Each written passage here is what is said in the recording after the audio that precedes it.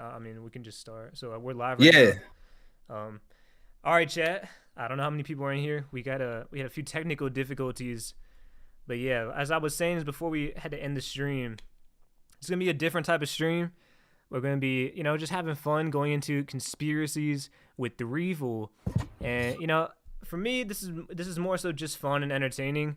I don't want to get too political because I know the route this can take, but we're just gonna have fun with it, man. If there's any if there's any conspiracies you guys want to hear about, let us know in the chat, and if we have anything to say about that, we can touch on that.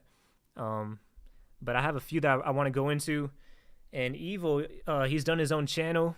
He's going into conspiracies on a separate channel. So, I saw that and I was like, it's interesting because One Piece has a lot of connections to conspiracies in the sense we're making a lot of theories. Me and Evil came up making theories in our channels.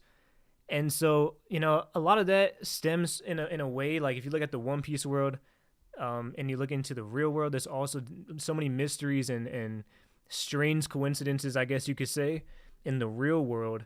So that's kind of what we're going into today. It's going to be a fun stream, man. Make sure you like the stream. Make sure you go check out Evil's new channel and subscribe to his One Piece channel as well. So yeah, Evil, how you doing, man? You got anything to say to introduce yourself? I just gotta thank the boy Preach for always since day one being a real one. He forever has my cosign. This is a real human. He's not just a content creator. This is a real person with real morals. He's very intelligent. I'm very proud to see him succeed. What is he at, like 59K subs right now? Yeah, 59K, bro. We've been stuck on 58, 59 for a minute now. I haven't been uploading too much recently, but it's still I'm still proud of it, man. It's still, most people don't make it this far. Stellar performance, guys. I'm telling you, like I've known about him since he was just starting, and I'm so proud to see him make it this far and continuously, like over the years, just going hard with the content. Like he has my cosign, chat. Like this is a real one. And of course, I'm extremely grateful for him giving me this opportunity to be on his stream and on his channel to red pill you guys, to awaken the masses. So I'm very excited to be here. There's so much to talk about. Yeah, I mean, there's definitely a lot to talk about, bro. So I guess we can start with something fun and something simple on the simple side.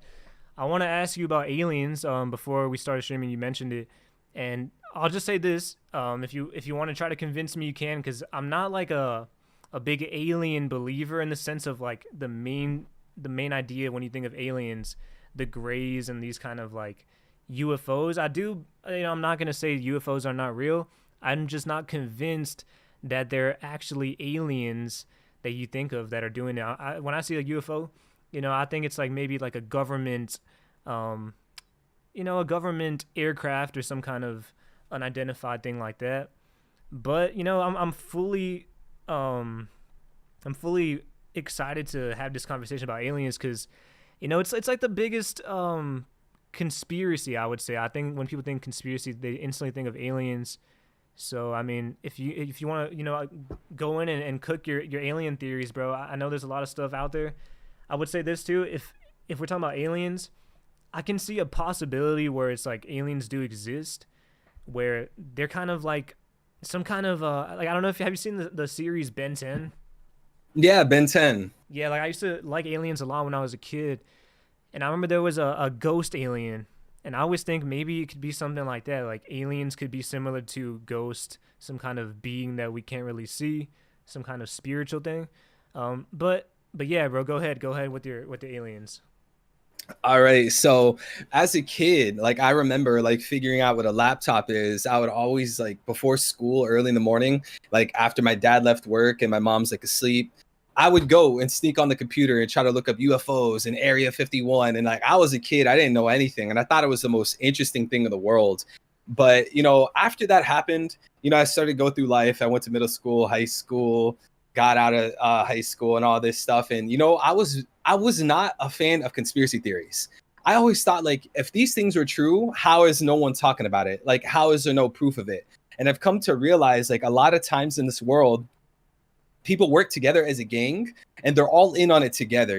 Like if someone in a neighborhood gets shot, it's going to be hard to figure out who did it because like they're not going to snitch on each other, right? Like they're all homies, like they're all cool. So I've come to realize, like, when it comes to UFOs, maybe certain government control things, certain CIA projects, these guys are working together, like they're a team. So it's going to be a lot harder to leak the information out because of that, especially with threats. Mm. So with the UFOs, like a few months ago, maybe like 8 or 9, 10 months ago, I was like, you know what? I remember being a kid and I remember loving UFOs. I want to see like what's going on in like ufology. So, I had to sift through a lot of BS, like me personally, I don't believe in like the John Lear stuff or Bob Lazar. I think a lot of the stuff is just straight up lies and grifting, but I do think that muddies the waters and it makes people turn the other cheek, to UFOs. And I think that there's a lot of truth in it. So we could start with something called the Varginha UFO incident. Okay. Where in 1996, January 1996, there was a UFO crash in Brazil, is in Varginha, Brazil. And it was seen with multiple people on the road. They saw something flying in the sky and it crashed. And later after that happened, a few hours after that happened, 3 young girls, like 13 years and younger, very young girls, were just walking in their neighborhood and they saw in like the middle of an alleyway, this brown creature with oily skin, red eyes, and bumps on his head. And they were terrified. Like these girls were on TV, like they were shaking, like they almost didn't want to talk, like they were on the verge of crying. They got interviewed separately to the police. That way, like, they could figure out if these girls are lying. The girls still gave the exact same information. The girls are terrified. And a lot of military personnel were on the scene and around the city. There was military trucks and tanks everywhere. They pulled up to a hospital. They had some black box be brought into the hospital. Everyone in the hospital was forced to not talk about the event. Like there was literally like hundreds and like 1,000 witnesses to this with like nothing to gain. Like none of these guys wrote books. None of these guys made movies. And it's an infamous case. And I think like that is one of the best cases. And it goes very deep. Like there's a documentary called Moment of Contact by James Fox. He goes crazy in depth. He pulls up the people that were actually there at the time, interviews them, talks to them. It's like cases like these is like hard to ignore, That's how I feel. Yeah, I've heard some crazy stories. Like I remember, I don't remember the exact details or who it was. There was one where it's like some guy gets, I guess, abducted, and then he like ends up on like another side of the country in like a matter of like a day. It's like you hear some crazy stories, and yeah, I like how you said if there's an entire group of people that are it's like, so you said this was not like a mainstream like really out talked about event, right? Yeah, so it was huge in Brazil, but like another known fact is that US aircraft, like military jets and helicopters, went to Brazil when it happened, and they don't ever want to talk about it, and like that's not put in the mainstream media. So like that happens, they went over there and like a whole bunch of people started getting phone calls and pulled up on by the FBI and the CIA trying to silence them. So like that news story wasn't really a huge thing in the US, if I'm not mistaken. Okay, so wait, so I saw you made a short. I don't remember what it was, but I do remember it had something to do with aliens. What was that one about? It was probably the Nazca mummies. Okay, so yeah, what is that? So this one wasn't in Brazil, it was in Peru. I forgot the city. It was in Nasca, Peru. Basically there's like these tomb raiders, these like cave divers who just they just go in caves and they just try to see what they could find. Like they don't expect aliens or UFOs, like they have nothing to do with that. But in around 2014 or 2015, the leader of it, Mario, he was going through caves in Peru and he found like this weird cave that had like a bunch of weird creatures and artifacts inside of it. And when he found those creatures, they were then coined as the Nazca mummies. And he tried to bring those bodies to journalists in Nazca, Peru. And all of the Nazca Peruvian journalists thought they were fake. Like, yo, this is BS, like an alien body. Like, bro, what? Like, but it turns out he grabs those bodies. He's like, fine, you guys don't want to listen to me. I'm going to go to Mexico. So there's this guy. He doesn't have the greatest reputation. His name's Jamie Maussan. Mario, the cave dude, he brings the bodies to Jamie Maussan, a Mexican journalist. And Jamie Maussan broadcasts it to the world. He has doctors, dentists, myologists, like actual credible people who spent their life studying bodies, analyze these bodies. And pretty much unanimously, they all agreed and they all confirmed that these bodies were not stitched together. Like the muscle fibers were perfectly connected. Like they did carbon dating on the skin. They looked at the organs and the positioning. They looked at how the spine would operate and how if it could hold up the limbs and the bones. They did everything you could think of.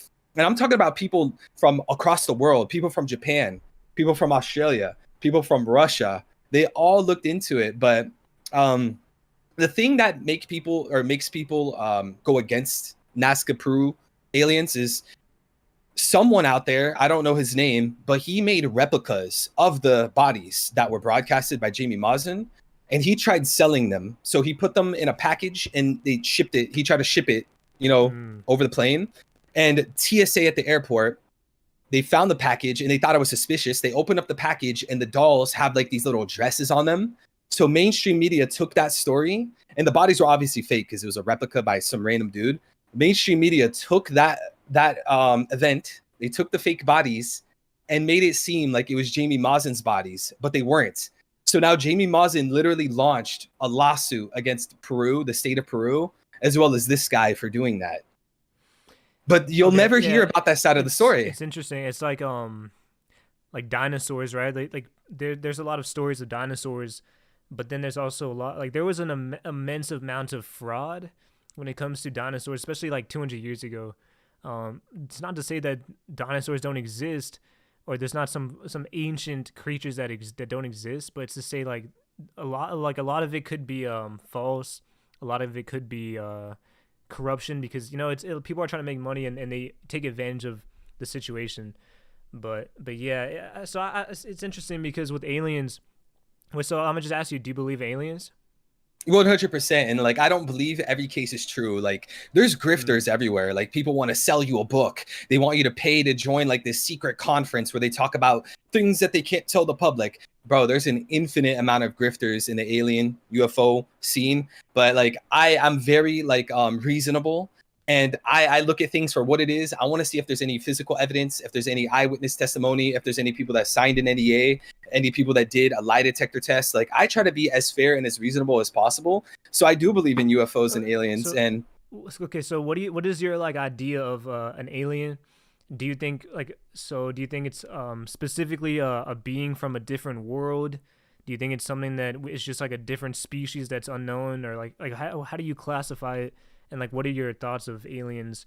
Like, even going in deeper, like, if aliens are real, what is the importance of it? Like, how can they impact the government, or like, because I've heard a lot of this leads down into like the government, right? So like, it will lead into Area 51 or certain things. But yeah, so what's your like what are your main thoughts on all of that? I love those two questions. I am literally so happy you asked those specifically. So starting with the first one, what do I think about UFOs? Like, what are they truly, and aliens? Like, what are they? So I used to be a believer in nuts and bolts. So I like thought that aliens and UFOs were physical things, like an actual like craft made out of like some metal or something. I used to believe that.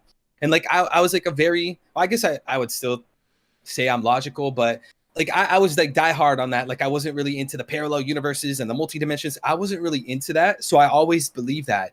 And what I always heard from people when I was like entering the UFO scene is that when you go deep enough into the aliens and the UFOs, you start entering what they call the woo. So people will say like, oh, they're ghosts, they're spirits, they're from another dimension. And I always thought that was completely insane. Like, how could you think that?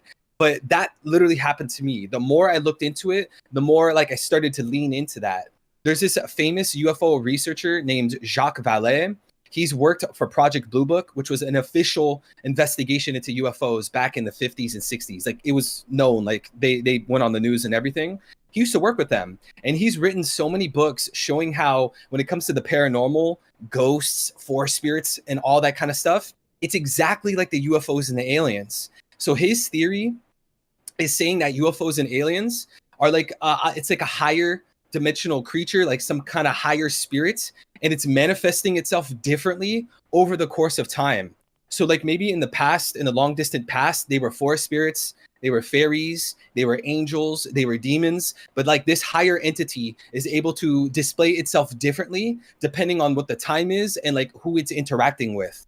Because like they all have like psionic, for an example, they have psionic similarities between like ghosts and UFOs. Like it has something to do with the mind. It has something to do with manipulating your mind, like manipulating time. You know, there's a lot of traits that are shared between the two. So over the course of time, I started to believe that maybe it's not nuts and bolts. Maybe it's not physical things. Maybe it's something of a higher dimension. And like, it's crazy because months ago I would have thought that was So it just so you don't you don't think aliens are probing people?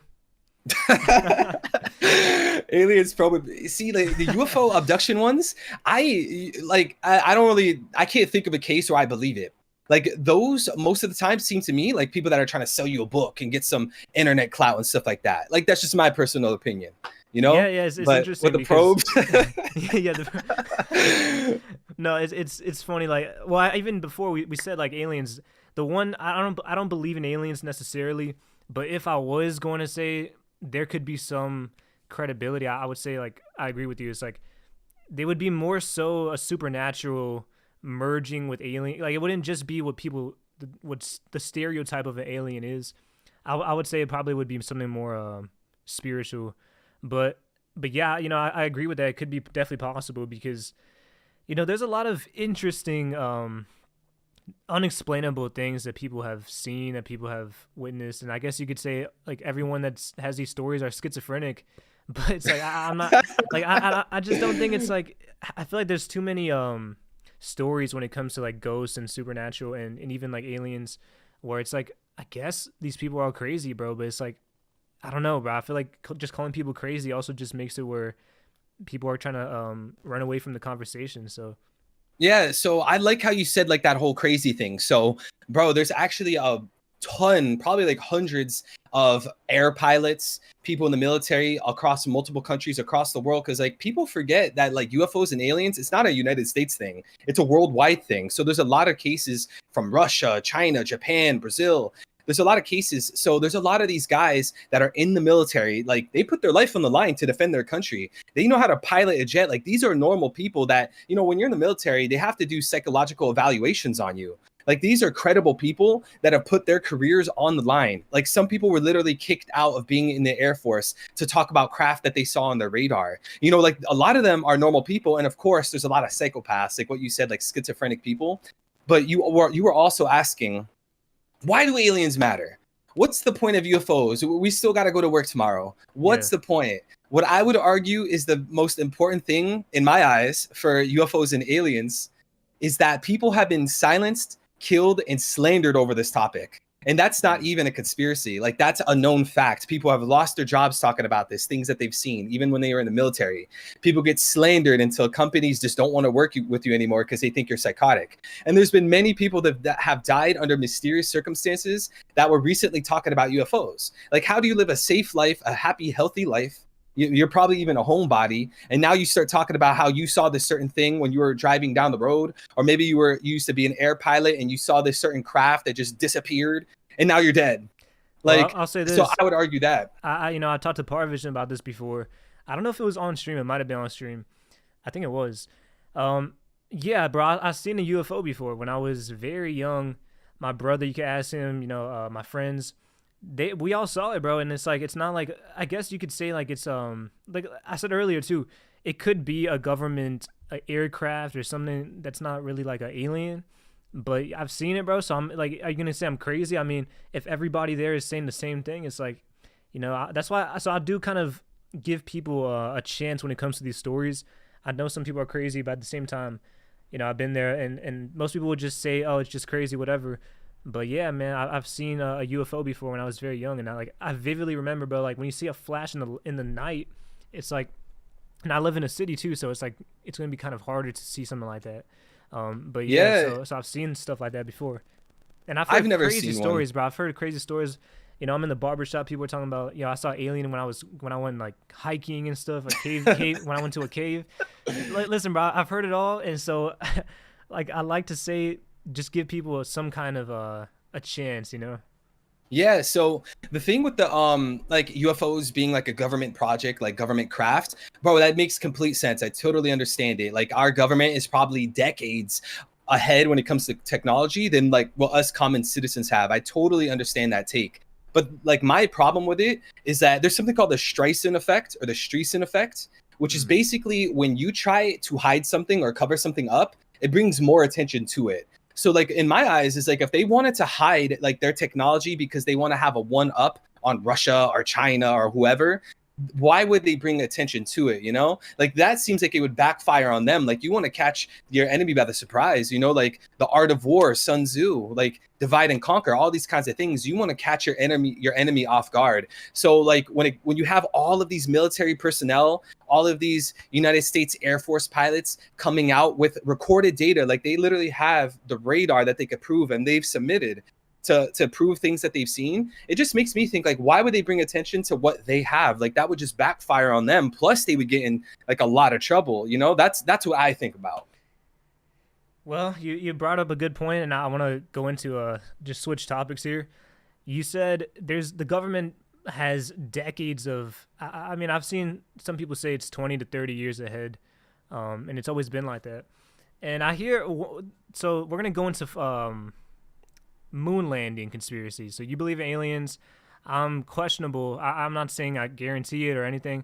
I'm still very questionable with that. But moon landing, bro, I really question the moon landing.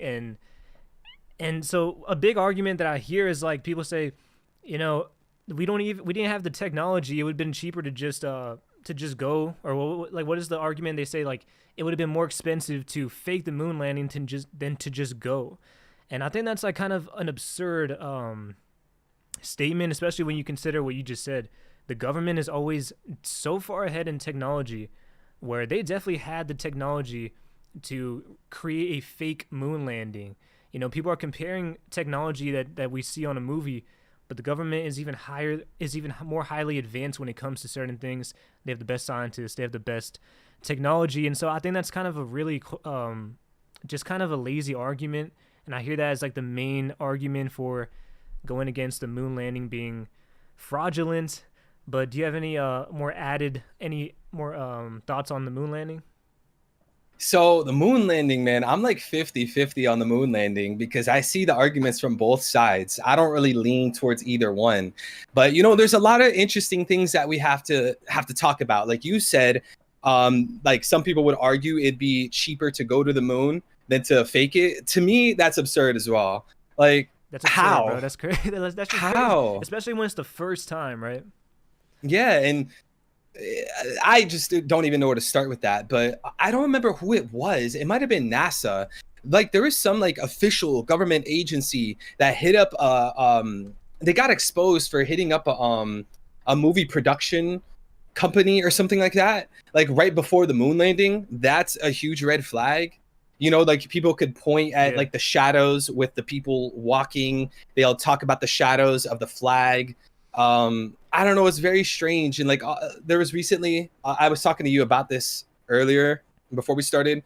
There was recently a picture of the moon that looks so CGI, you know, and I believe the moon exists, right? But why is it that they edit pictures of Earth? Why is it that they edit pictures of the moon? Yeah, I think and it's like stated by NASA that and NASA, like another thing with the moon landing and all this space stuff is they are one of the most questionable groups.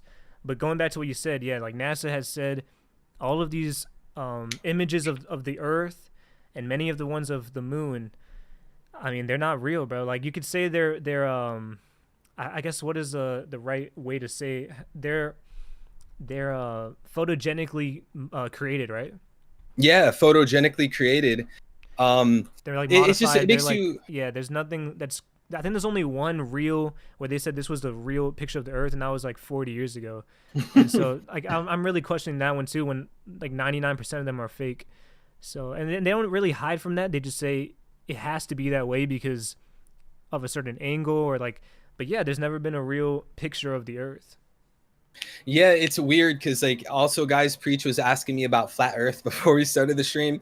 I'm not really a fan of flat Earth, but I find it weird how like all of the pictures about Earth and the moon seem to be edited through Photoshop. Like why? I'm not a flat Earth believer, but why is that the case? And Preach, you just said that they are upfront. They say that they edit the pictures. I think that's just a good tactic to get away with hiding the truth.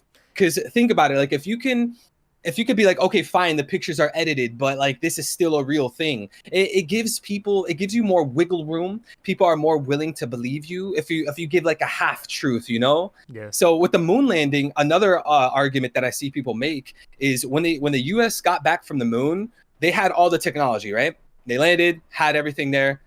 The U.S. destroyed the equipment. Why? Yeah, yeah. They said they don't Why? have the technology to go back. Even like what that was like 60 years ago. We don't have the technology to go And not back, but only we could do that, all these things with AI. so no one has the technology to go back. Russia doesn't have the technology to go back. China doesn't have the technology, right? And China said they're trying to go to the moon, but it's like, bro, after 60 years, nobody else has done it. That's kind of crazy, bro. It is crazy. And, you know, I think one great motive is that the US just wants to be on top. Like, as a country, as a state, bro, like the United States needs all the propaganda. United States needs to be the world superpower, flawless history.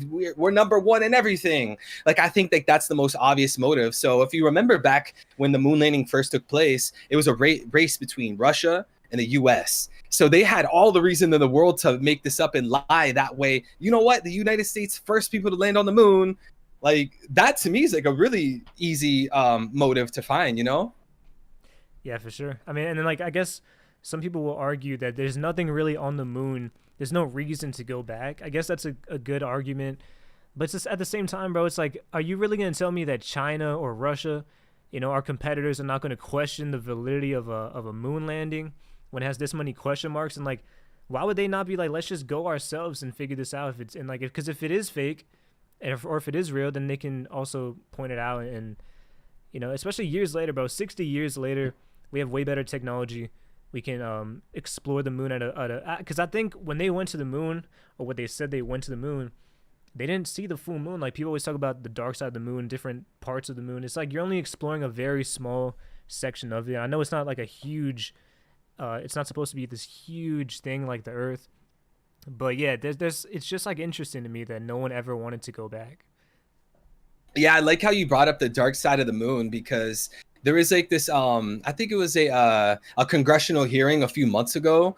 The guy that runs NASA, like the CEO kind of guy, he was being asked by Congress why the US and why NASA hasn't went to the dark side of the moon, but China is going to the dark side of the moon. And the guy who runs NASA was saying like, oh, well, we don't know why we want to go to the moon. There might not be anything there. And they're saying, okay, well, why is China going to the moon? And the guy pauses and he starts stuttering.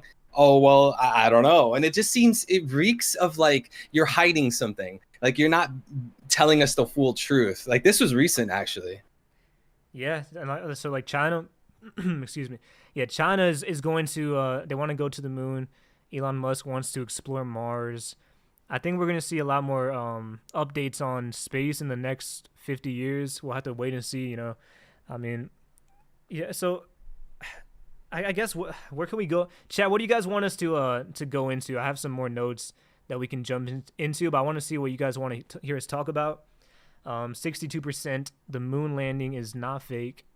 Oh, the moon landing is not real. So I think this chat, I'm gonna be honest, we're all conspiracy theories right here. We're all questioning a lot of Yeah. things. So yeah, I want to hear what you guys have to say. What kind of topics you want us to touch on? Um, is there Chat, anything? because you guys know, like, hey, bro, preach. Chat knows One Piece theories is kind of the same vibe as conspiracy theories. We're reading so deep into things, we're trying to connect the dots and pull all the strings together. Like, that's like what kind of like pushed me in this direction. It's interesting with One Piece. I always wonder, how does Oda know so many things, right? Because it seems like he has a very interesting view on the world.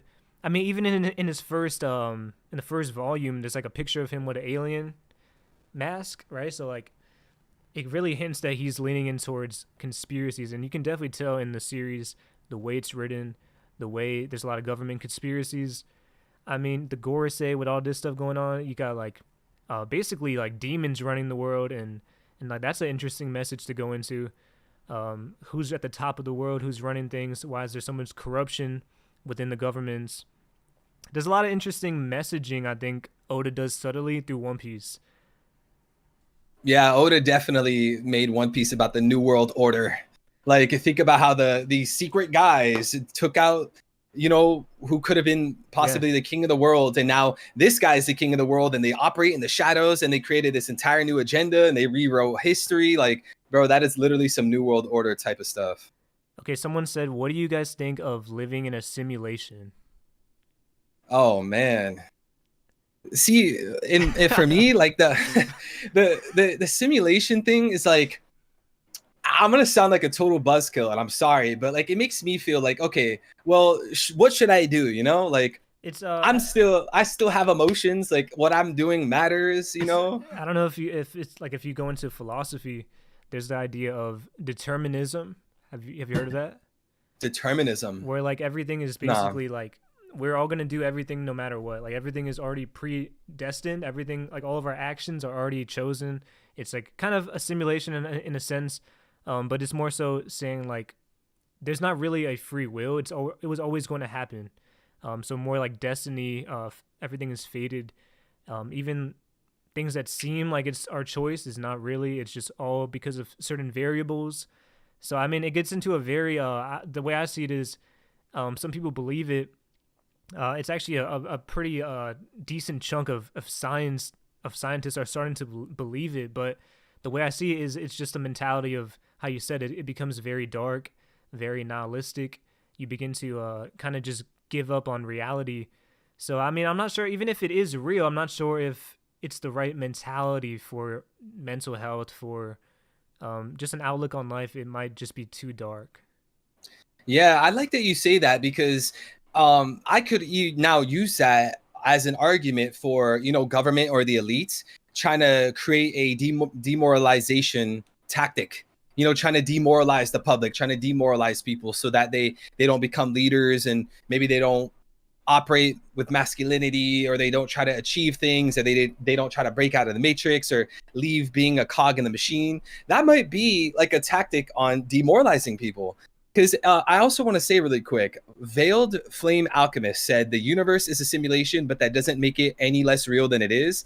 I think that's the best way to summarize it, in my opinion. Because if we live in a simulation, like everything still feels so real at the end of the day. Like our events, what we go through, like, And it's also you like know, if we're going to a simulation idea, right? Let's just say many things are simulated.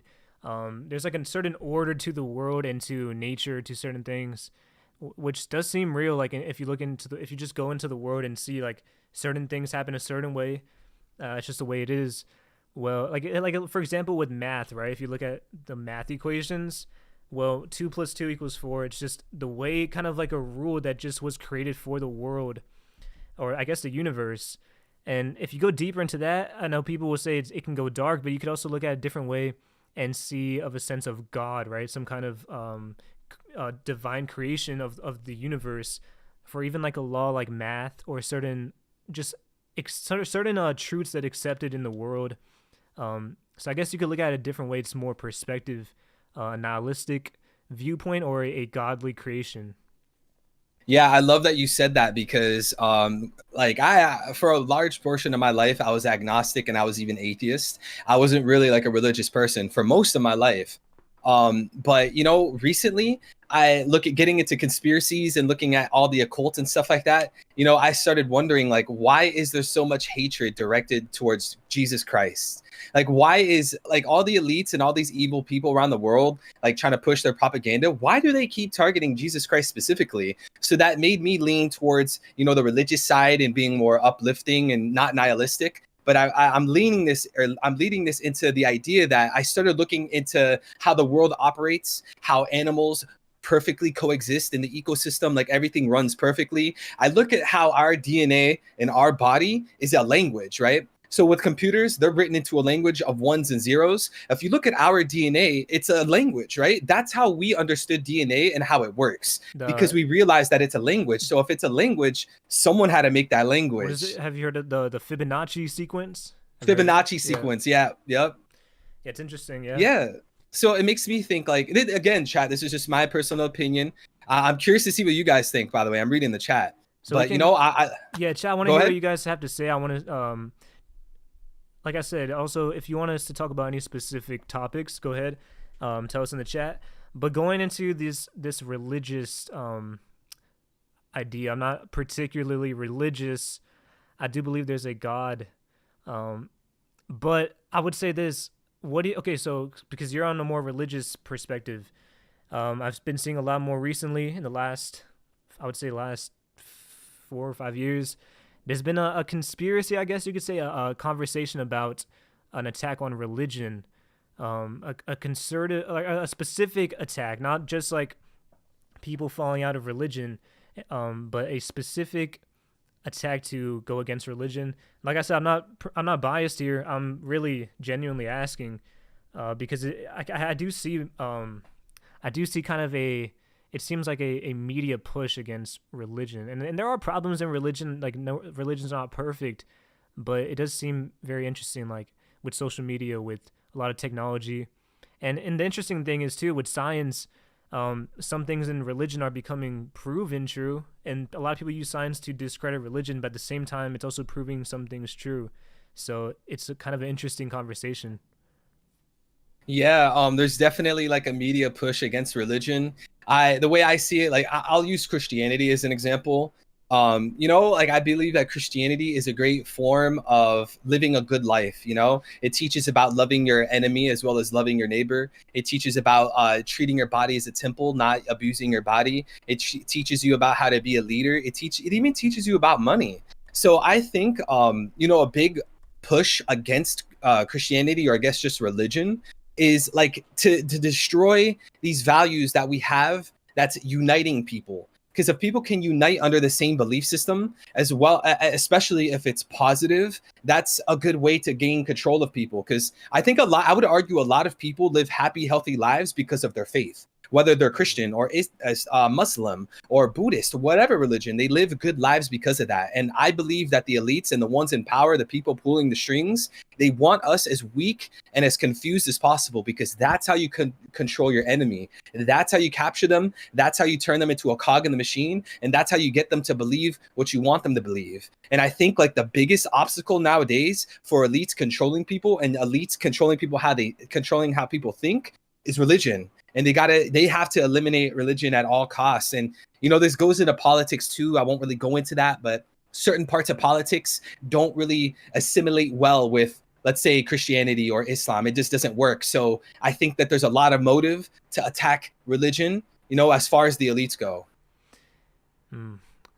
Okay, yeah, see, because it is a very, I'll say with religion, it gets into a very deep conversation.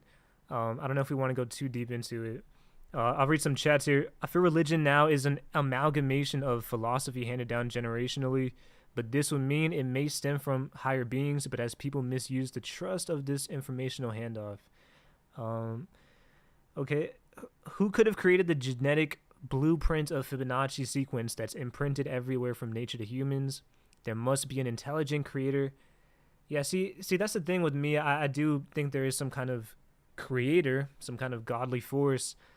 The thing with me with religion is, like I said, there are definitely some problems that come with religion, and I'm not sure if, because I don't know if we want to go too deep into this, but into a religious chat, conversation. We're not trying to make anyone upset. We're definitely not trying to get demonetized. So please forgive us. Yeah, I mean, I'll just say this. I do sense that there is some kind of agenda, I would say, against religion, and I guess the bigger question is usually why, and Threevil kind of answered his own perspective why, to demoralize and confuse people. I mean, it makes sense. Religion, for a long time, how you said it did kind of lead people and kind of guide their lives, where I feel like people are now more lost than ever. But 100%. I would argue the fall of America was getting rid of Christianity. Yeah, and that's the thing too with Christianity. With America, if you look at a lot of the stuff with the way the laws work, the Constitution, a lot of it, and especially even in the justice system, a lot of it is inspired by Christianity. A lot of the morals are definitely, you could tell, are guided through that lens. So, yeah, I think there's definitely some great things from religion. I'm just not sure if we want to have a religious debate right now. Yeah. Okay, so someone said thoughts on chemtrails and Illuminati. Yeah, what's funny about chemtrails is I remember when I was, I think, a sophomore in high school. I was I was I was with this girl. We were doing a photo shoot, and she was telling me, she's like, she saw a chemtrail in the sky, and she's like, "Oh, you ever hear about chemtrails?" And that's the first time I ever heard about it. And she starts going into these like into this whole conspiracy of chemtrails. And so whenever I think of chemtrails, I just think it's funny because I always look back at that moment where I thought this girl was just crazy, bro. And I'm like, what are you talking about? And but yeah, I've heard of chemtrails before. I'm not, I don't know too much about it, but I do kind of know the main idea of it. Do you have any thoughts on chemtrails? Chemtrails, I haven't went too deep into it myself, but I mean, it doesn't seem that crazy to me. I mean, you just fly a plane and drop some chemicals to manipulate our DNA and destroy plant life. I mean, you could argue C word. Can we say that? The CO, CO. Wait, what is that thing that we had to shoot it up our arm. Can we talk about that? What do they call it? The jab? I think we got to The use jab. a different word. Yeah, because look at the jab, right? Pretty much most people agree that that was a complete scam. Even people that want nothing to do with conspiracies, they would believe that it was a complete scam. The scamdemic. So, you know, that's an example of trying to manipulate people through chemicals and our DNA and stuff like that. So why is chemtrails that far off? I mean, the rich and the elite, they live in their own ecosystem. It's just like Marie Joie. They don't live with us. They live in the upper world. They live in the high class societies. They live in these rich states and rich neighborhoods. They don't live with us. So, you know, these planes that are dropping chemicals down onto us, like, it's not hitting them, you know? You know what's interesting with that whole situation is there was a lot. I guess we're transitioning from chemtrails, but with that situation, 2020, a lot of the theories, a lot of the crazy ideas were proven true. Like years later, even now, they're still being proven true. Certain things with the lab, people, you know, like there's just a lot of stuff, bro, and a lot of corruption with, I forgot all the names, Fauci and certain names, but there's definitely a lot of corruption with that whole situation. I mean, the fact that you were forced to take a mandated jab to get a job or just keep your job was, to me, it's just a little bit insane, especially considering, listen, bro, see, this is what I mean. Like, a lot of this stuff leads into politics, but I don't want to go too deep into it. But when I remember, like, I was going deep into conspiracies during that time, and I was always just thinking, there's a simple solution to this, and really the simple solution would be to keep all the old people inside, all the people with health problems and risks inside, and let everyone carry on with their lives. You know, why can't we make a situation where, you know, if we're gonna put the whole country inside, why not just focus on the people who it could affect the most, right? Because it's to me, it's like, when you just shut down the entire country, it really harmed so many people in many ways. And if there is an agenda, it definitely contributed into really every agenda you could possibly think of. But there was like a simple solution, man. Like, there's not everyone was affected heavily by it. Not everyone's going to lose their life to it. And we kind of knew from the beginning this was really going to affect a certain group of people and a certain unhealthy group of people with certain medical conditions. So, yeah, I think it was a bit ridiculous how it was handled. Yeah, it was ridiculously handled. You know, a lot of politicians, a lot of big media figures, actors, all these people were coming out like screaming, man. You know how many clips I've seen of people screaming, like, you say, you better take the shots, you better get the jab, don't talk to anyone, don't interact with anyone, you're a scum of the earth if you don't take it. And now all these people that were taking the jab end up sick. A lot of them develop cancer. Apparently there's nanobots in the jab. Apparently, like, it's causing blood clots. Where are those people now? Where did they go? Like, look at that scenario. You had people screaming at you. You had the government telling you can't work, you can't go here, you can't go there if you don't get the jab. But turns out, like, the jab caused a lot of people to die. You know, like, throughout the whole thing, right, the scamdemic, they always on the news talked about the death toll for the C word, right? But they never ever once broadcasted how many people were dying because of the jab. Yeah, and we now know it's in the hundreds of thousands. It's interesting. Like, I'm not an anti-vaxxer, right? But I will say that, like, I don't even think many anti-vaxxers, the term they get, that's the term they get, right? Like it's like a, but I Anti-vax. don't think they're really anti-vax. I think they're specifically anti that specific vax, right? Like they're not. I Yeah. don't think they're gonna say we're not gonna take or what is it, like a Like a measles shot for your or child. yeah, like for a child, like the typical vax. I don't think people are going so far against every single vax. I think it was just the one that they disagree with, but then people say, oh, these guys are just anti-vaxxers. Yeah, that's just it's a straw man technique, because you said it perfectly. I've seen and talked to many people that were anti that jab, right? And people would tell them, "Oh, so you wouldn't give a shot to your child for like the measles or like the chickenpox or whatever?" It's like it's a straw manning technique, and I think it's really like unfair to do that to people.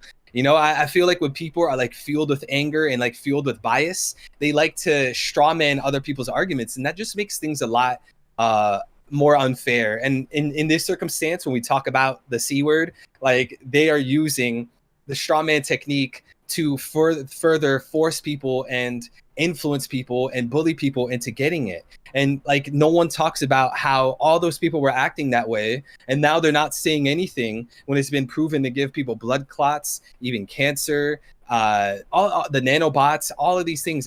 Those people are not saying anything. They're not. They're just not saying a peep. It's just Yeah, crazy to me. I think it's because especially when you think about during that time, right?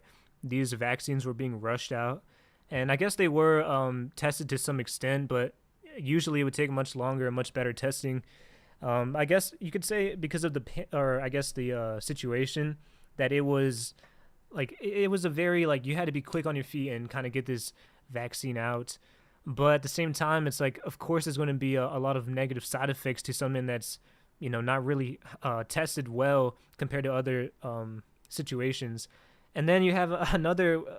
It's just funny to me, bro, because I know some people who have taken like 5 different jabs, multiple and multiple. It's like you had to keep taking new ones and new ones. And for me personally, I never took it, but I know people that had to do it for the job, and it's they had to, bro. So I don't really judge them, but it's like to have an income to provide for the family, they had to. 100%. And like that is like the most evil part of it all in my eyes, like forcing people to do it. Like they couldn't make it optional. They couldn't try to have some type of regulation, some type of thing that they could do so you don't have to do it, or you could delay it or something. But they were forcing everyone, whether it was like you can't go to this certain place, or you can't work at your job, or we're going to bully you, we're going to make fun of you. Like that's just wrong. And again, like we know that there is a lot of horrible side effects, and that Pfizer, Moderna, all these companies were reaping in billions of dollars for it. It's just, Yeah, there's a lot of corruption it's, behind it. Yeah, but you know, yeah, I think during that time, a lot of people started to wake up. I know a lot of people personally, and I've seen it during that time. Even my dad, like I was telling him certain conspiracies about, that whole situation. But then he started like years later. He was like, yeah, you were kind of right on certain things, and I think people just started waking up, man. During that whole time, the Epstein saga was going on during that time. oh man. You want to go into Epstein? Epstein is just wild, man. But you know, Epstein's a good topic because it explains a lot of things. Yeah, but before we go into it though, do you agree like during that time, the Epstein saga, the pandemic, and like certain, just like I felt like a lot was going on in that time where people started to go into conspiracies, especially when you're in your house all day, you got nothing to do. It's like a lot of people were looking into things. Yeah, I would definitely argue Epstein woke up a lot of people. You know, some people would argue that Epstein has been memory hold, which is like when something in the world happens and then like we push it to the side and we all forget about it, memory holding. But I don't think so. I think a lot of people still talk about Epstein. But with what you said, like people staying inside, looking up conspiracy theories, I think the mass awakening was COVID.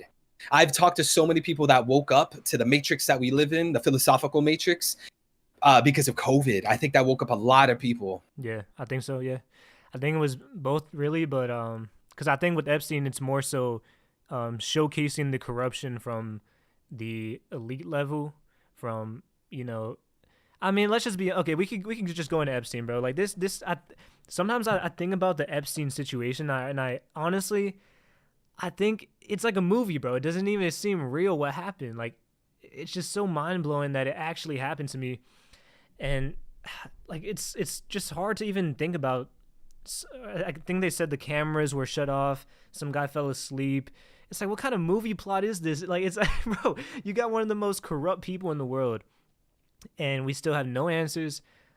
It's just, man, it's incredible, bro. Like, when you think about all the people Epstein was tied to, the elites, politicians, celebrities, banking, and like so many ties, and the stuff they were doing too. Like, it's like it just it's somehow like even years later hard to process that this is not like a movie, bro. Hey, they say the world is a stage. Yeah, like when they say like the world is more crazier than fiction, like this is what they mean. And yeah, the Epstein. I mean, where do we even start with Epstein, bro? It's a whole Oh rabbit hole, man. bro. It's a whole rabbit It's hole. it's a crazy rabbit hole. So you were saying a second ago that the whole Epstein saga seems like a movie, right? So and it seems like it's not real in a sense. So I tell this to my girl all the time. The reason this is my belief. I think when it comes to UFOs, aliens, conspiracies, anything like of the occult or like conspiratorial, I believe that a lot of times people get away with things that sound crazy because it sounds crazy. I literally think it's that simple. Like, bro, we could have aliens land on the White House front lawn, and that's so crazy that most people would think it's CGI or holographic or fake because we're so conditioned to reject things. I think like that's one of the best arguments to make. Like, Yeah. Okay. So I don't know if you it's just so much. I really don't know where to start. My first thought, I was thinking of the list, right? Because the Epstein list, we know a lot of people have been to the Epstein Islands. We know he had so many connections. And I don't want to say all of them are evil. I mean, there's definitely a good chunk that have done very hidden things. But, one of them that really comes into my mind is, I don't know if you know of Dan Schneider with the whole Nickelodeon oh situation. man, He yeah. was at Epstein Island, right? I think I heard about that like literally like yesterday. Yeah, so it's like when I see stuff like that, and looking back on it, and I'm like, bro, yeah, that guy was definitely doing some very evil and, Oh and man. freaky things, bro. Because like it's like I seen the whole documentary, and I was even looking into Dan Schneider before, but when you find out that he has these convicted, I don't want to, can we even say this stuff on YouTube? Well, anyways, he has these evil people in his company. And then people are still like saying, well, there's not proof against him. But I think the fact of him being at Epstein Island is just like enough for me to be like, yeah, that guy he was definitely doing something, bro. Yeah, man. So I'm not pushing any agenda. I'm just going to be very mature and very reasonable. It's been confirmed that Ghislaine Maxwell, the wife of Jeffrey Epstein, her father was a Mossad agent, and she brought Epstein on board. So, in my viewpoint, it's like, okay, well, it seems like to me they used Jeffrey Epstein as a blackmailing tool. I think like that's one of the biggest takeaways that you could get from the Jeffrey Epstein saga. He came to America and he used, well, I guess he didn't come to America, but he was used as a blackmailing tool to get politicians into some trouble and have blackmail on them, to have actors in some trouble, have some musicians in trouble. Like he was a perfect blackmailing tool. So he could do all these sick, twisted things, right? But when he's doing it with other people and he has cameras all around his house and his island, and he has these people filmed, like he would even have, I'll word this carefully. He would even have like, let's say he had like a male politician, like his friend. He would bring a woman to the guy, and they would have some fun. And it turns out that she wasn't, She was 15, of right? Yeah, yeah, yeah, yeah, yeah. exactly. So like they would trick people and use it as blackmail. And like I don't know, to me, like that's the biggest takeaway. It's crazy. And I can't imagine, like, if we see this, imagine what we don't know about. Imagine all the blackmailing people, blackmailing tools we haven't heard about yet. And that someone in chat just said P. Diddy is the exact same case. Well, He had okay. cameras all around his house. When we have celebrities, like now, that's why I say now, I don't think everyone is evil in this situation. Every single person that went, but when you got someone like, all right, this is just like we're just okay. I'm gonna say this all alleged guys. We're just kind of having fun and just this is all theories, right? But when you have somebody like Eminem, for example, and like he's going, we see him on the list. I'm just thinking, bro, this guy was coked out of his mind in the 2000s. Like, bro, there's no way this guy, like, he could easily be tricked, bro, how you said. So, like, it's very possible. I mean, I don't think Eminem is like a morally amazing person. A lot of rappers, a lot of celebrities. So it's like, it's very possible, like how you said, this stuff happens. And it's just, it takes you down a dark path, because at that point you're kind of, if you want a clean image, or you don't want, I mean, this is a crime, right? So you don't want to be involved in this.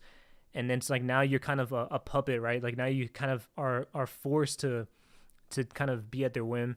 And so it gets really dark, man. But I'm gonna say this: when it comes to Epstein, there's different levels to it. I don't think everyone was doing horrible things. I think some people were. But when you have, all right, this is when it gets political, bro. But I'm not trying to make it politics. But when you got Bill Clinton, it's like that guy is like one of the main guys, bro. It's like when you got him in a blue dress on Epstein's wall in his mansion. It's like, this is just insane, bro. Like, I remember when somebody told me that, I was like, bro, there's no way, bro. There's no way they got a picture of Bill Clinton in a dress in like a art portrait on Epstein Island. Like, that's just insane, bro. What the Yeah, like, and that goes back. What do I say to that, bro? Like, there's no defending him after that. And he's been there like 20 times, right? So it's like, a lot of these guys have over 20, 30, 40, 50 flights to Epstein Island.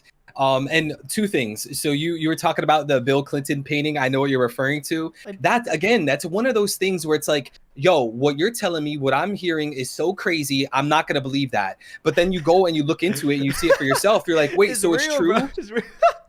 And then the second thing is, you say like you can't throw everyone under the bus. And I think that's a fair argument, honestly, because there's probably a lot of people who he's like, all right, let me see if I can get some dirt on. Let me see if I can manipulate them. So he flies them out to the island. They show up. He's trying to get them to do certain things. And they're like, oh, hell no. And they leave.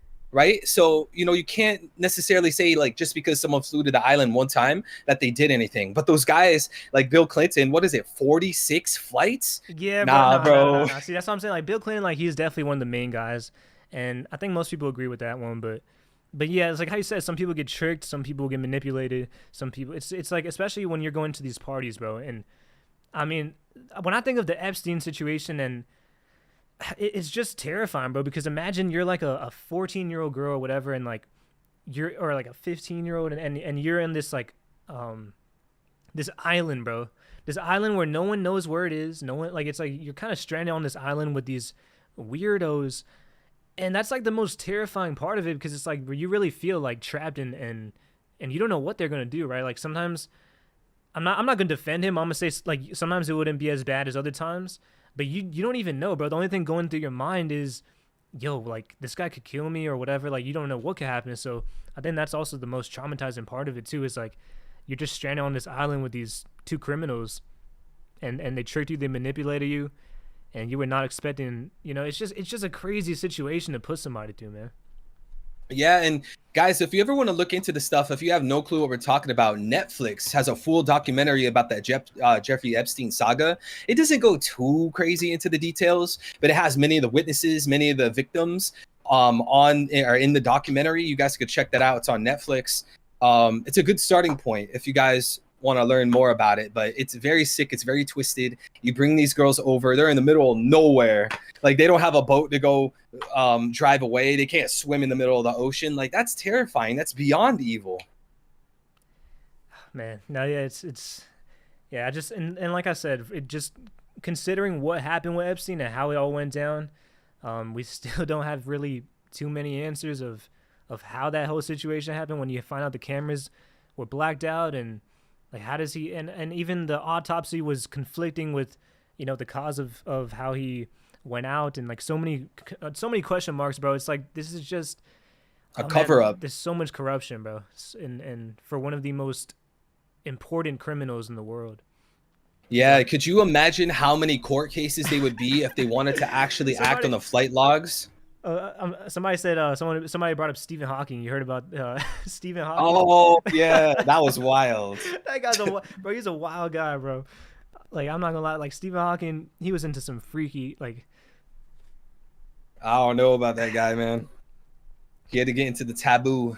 All right, chat. Any somebody said ancient Egypt. So, okay, we can go into ancient Egypt.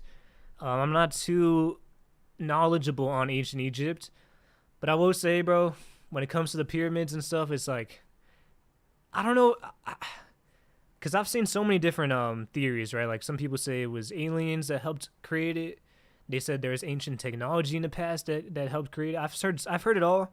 What are your thoughts on ancient Egypt, the conspiracies, the pyramids, just their entire ancient civilization? How are they so important and so advanced for the time? Yeah, well, first of all, shout out to Billy Carson. I'm sure a lot of people in the chat know about him. He's like the Egyptian mastermind. He knows everything there's to know.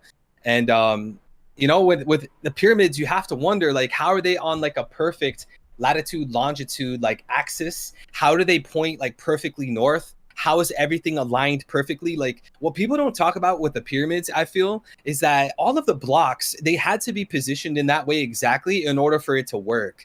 And the way that the pyramids were made, like the material, like certain rocks and minerals that's in the materials would allow like circuits for electricity. And like Billy Carson talks about how there's possibly an aqueduct beneath the pyramids so you could harvest electricity and energy. There's a lot of questions surrounding it, and I'm not extremely versed in the pyramids, but it does make you wonder, like, how did they manage to do that like thousands of years ago?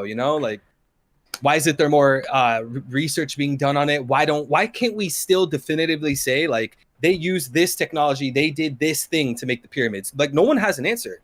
Like, we have theories, like maybe they created a super long slope, which, by the way, if you had like, let's say you had like a diagonal slope so that you could go on top of the pyramid and place blocks, bro, that slope would literally have to be like 15 miles, 20 miles long.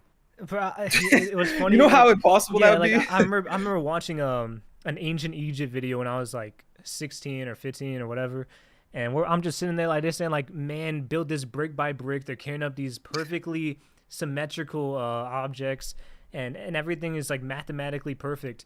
And I'm just sitting there thinking like, bro, come on, bro. Like you really want me to believe this is like just an exact fact of how it was built, bro? I don't even know if we could build something like that today. And maybe with technology we could, but it seems like the pyramids even today are like, there's just so many question marks with them. How you said we still don't know how they were created, and it's like the mathematical equations of it, of like, how is it this perfect? How is everything? Even, I don't know if you know this, the Egyptian pyramids, they have connections with other sites and other big important places throughout the world. It's like, how could it be possible? Maybe a coincidence, I guess people would say, but it seems very interesting. They have perfect geographical connections with even like pyramids in the Mayan pyramids and different locations throughout the world. Not all of them are pyramids, but it's just very interesting. Like, did they have some? How could they even communicate that? How could that even be possible back then? Yeah, I like that you say that. How could they communicate? Because I don't remember where I was watching this, some documentary on YouTube or Netflix, I don't know. But when the pyramids were made in Egypt, like the big ones that we all talk about, apparently around that time, like a little bit after that, in Mexico, they were building very similar pyramids. In Brazil, they were building some. Even in China, I'm pretty sure there's literally a pyramid in China. Like, there's all these pyramids being built across the world, and it's like, how are you guys building the same structure around the same time? And you guys can't even speak the same language. Neither can you go across the globe like that. It makes you wonder, like, why are they all building these things around the same time with like apparently the same type of methods? I don't know. It's weird. Like, and It I is see weird, that yeah. type of stuff with conspiracies and ancient history all the time. How is it all these, like, we're talking about ancient culture where there is no ship, there is no train, there is no airplane. How are all these civilizations coming to the same conclusions, making the same objects, making the same type of structures, having the same type of beliefs, having the same type of stories from across the world? How is that possible? Yeah, it's. I mean, so like that's the question, right? Is like, was there ancient technology to communicate? Were they more advanced than we knew of? I mean, there's just so many question marks. I've seen a lot of people in recent times start to. It's like One Piece, bro. If you think about like the ancient technology, and That's exactly what I was thinking. yeah, it's like, and I know it's just One Piece, but at the same time, it's I've seen a lot of people start to question how all these things were possible.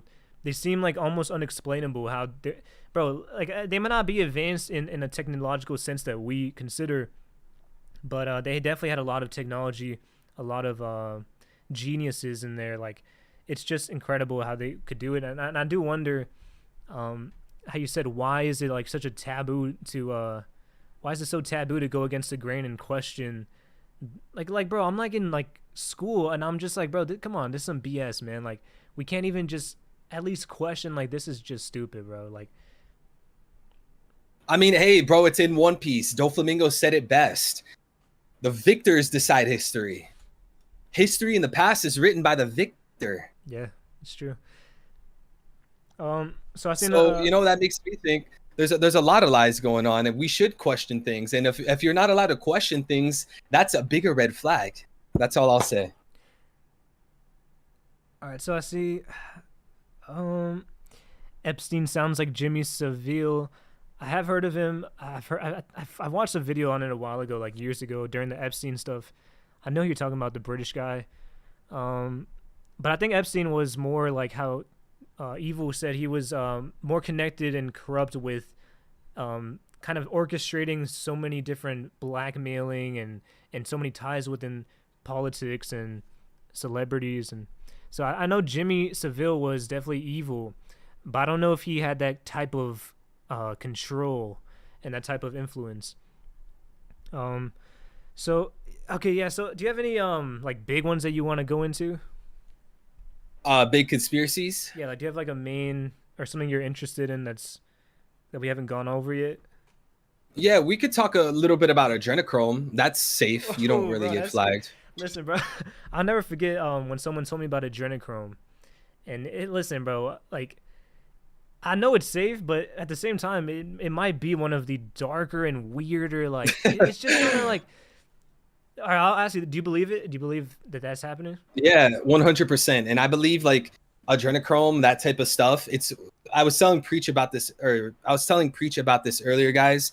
With adrenochrome, UFOs, and aliens, people like to muddy the waters. So they'll find a topic and they'll throw in a bunch of lies, a bunch of fake propaganda. That way, people reject the topic altogether. I believe they do that with adrenochrome 100%. Chat, what do you guys think? Do you believe Adrenochrome? I'm gonna make a poll. But yeah, so You better say yes, chat. explain what Adrenochrome is. It's been a while. I do know kind of the basics, but go ahead and explain what it is, and then kind of give your thoughts on it too. Yeah, all right, guys. I'll censor this. I won't make it too wild or anything, but adrenochrome. Okay, so let's start here. When you're excited or when you're really scared, your body creates adrenaline. And when you take that adrenaline and you oxidize it, it becomes a chemical called adrenochrome. This is real. Scientists have studied it. We know it's a chemical. You could literally buy it because it's a real thing. When adrenaline gets oxidized, it becomes adrenochrome. One thing real quick. I did see there was a man who was like, I don't know if it was just a clickbait thumbnail, but I did see a video where a guy was using blood to like stay youthful and his body was very young. Yeah. Yeah, and that's like one of those things where it's like, okay, well, how do you reconcile with this? Because there's just too, like, again, people like to make all these weird conspiracies, like, oh, this guy is on adrenochrome, that guy's on it, and it seems cuckoo, it seems crazy. I totally get that, but there are at the same time, there's too many facts that are affiliated with it too. Like, there's a lot of surgeries. Even Kim Kardashian, they get. I'll word this carefully. They get like new blood and they put it on their skin or on their body, because how your body works is your DNA and your blood will look at the new blood and it'll try to mimic it. So I'm trying to word this carefully. Your old ketchup tries to mimic the new ketchup in your body. Like, that's proven through science, So like, how do you argue with that? So going back into adrenochrome, there's so I guess you can explain this better than me. The idea is that it's something with young blood, right? Or young. Yeah. So yeah, what because is the with idea of that? Because I kind of remember I guess the idea that it's more pure or more, it's like healthier, or I'm not sure. Yeah. So it's a lot of these things are fairly simple, like I'll censor this, guys. Okay. So with young ketchup, we'll say ketchup, It's not tainted. You don't have all this fast food in your blood yet. You don't have alcohol, you don't have drugs, you don't have anything in your ketchup to taint it. Okay. So when you have the adrenaline and it gets oxidized and it becomes adrenochrome, a proven real chemical, that's not even a conspiracy. When you ingest it, it makes you high. It causes a cocaine high and a psilocybin high. You literally get high off of it, and it's been proven, it's been studied, it's been tested. So you can connect this with ancient history. Look at Mexico, look at the Aztecs and the Mayans. Those guys had the sacrifices, like what we saw in One Piece, in Skypiea, or I guess Jaya. You know how they were trying to sacrifice somebody? Like, think about all of that throughout history. Now, what I would argue is all of those rituals, right, for lack of a better word, they were affiliated, they were acting upon adrenochrome, but they didn't have the science to understand what it was and how it worked. But now we do. And that could even play into the folklore of vampires. Like, what if there's some truth to vampires and it's connected through this ingesting of new young blood? Like, it's wild, man. But shout out to 00 Flevins. Five gifted. Five gifted. Appreciate it, man. So yeah, man, like this. So this whole idea, it's interesting too. With speaking about One Piece, Emu. I always. So you were bringing up the rituals. I always thought that. So if we look at Emu, and we look at Shandora, Shandora is a ancient tribe. They have very ancient practices. Very kind of. I mean, we've seen the rituals. We've seen the sacrifices, and so I always thought, if they're from the ancient times, they've never really adapted. They've never transformed to modern society, and they still have like this worship for Nika, it seems, or some kind of history with the ancient kingdom. And I was always thinking, now because of that, we'll see a situation where Emu is also from the ancient kingdom, the ancient times, where they definitely did these rituals and these sacrifices. So I wouldn't be surprised if some kind of Emu's backstory was that he sacrificed his entire kingdom. He sacrificed an entire, maybe even his own people. Because if you think about it, like the 20 kingdoms, it's kind of implied now that Emu was one of them, and he kind of snuck his way to the top and manipulated everything. So Emu could be like one of the, if we think about the kingdoms and he owned his kingdom, and we look at like the Tontada tribes, how they were, kind of persecuted and mistreated by the Doflamingo family. I think it could be a very interesting thing if we see Emu, who was also kind of using these blood sacrifices for his own rituals.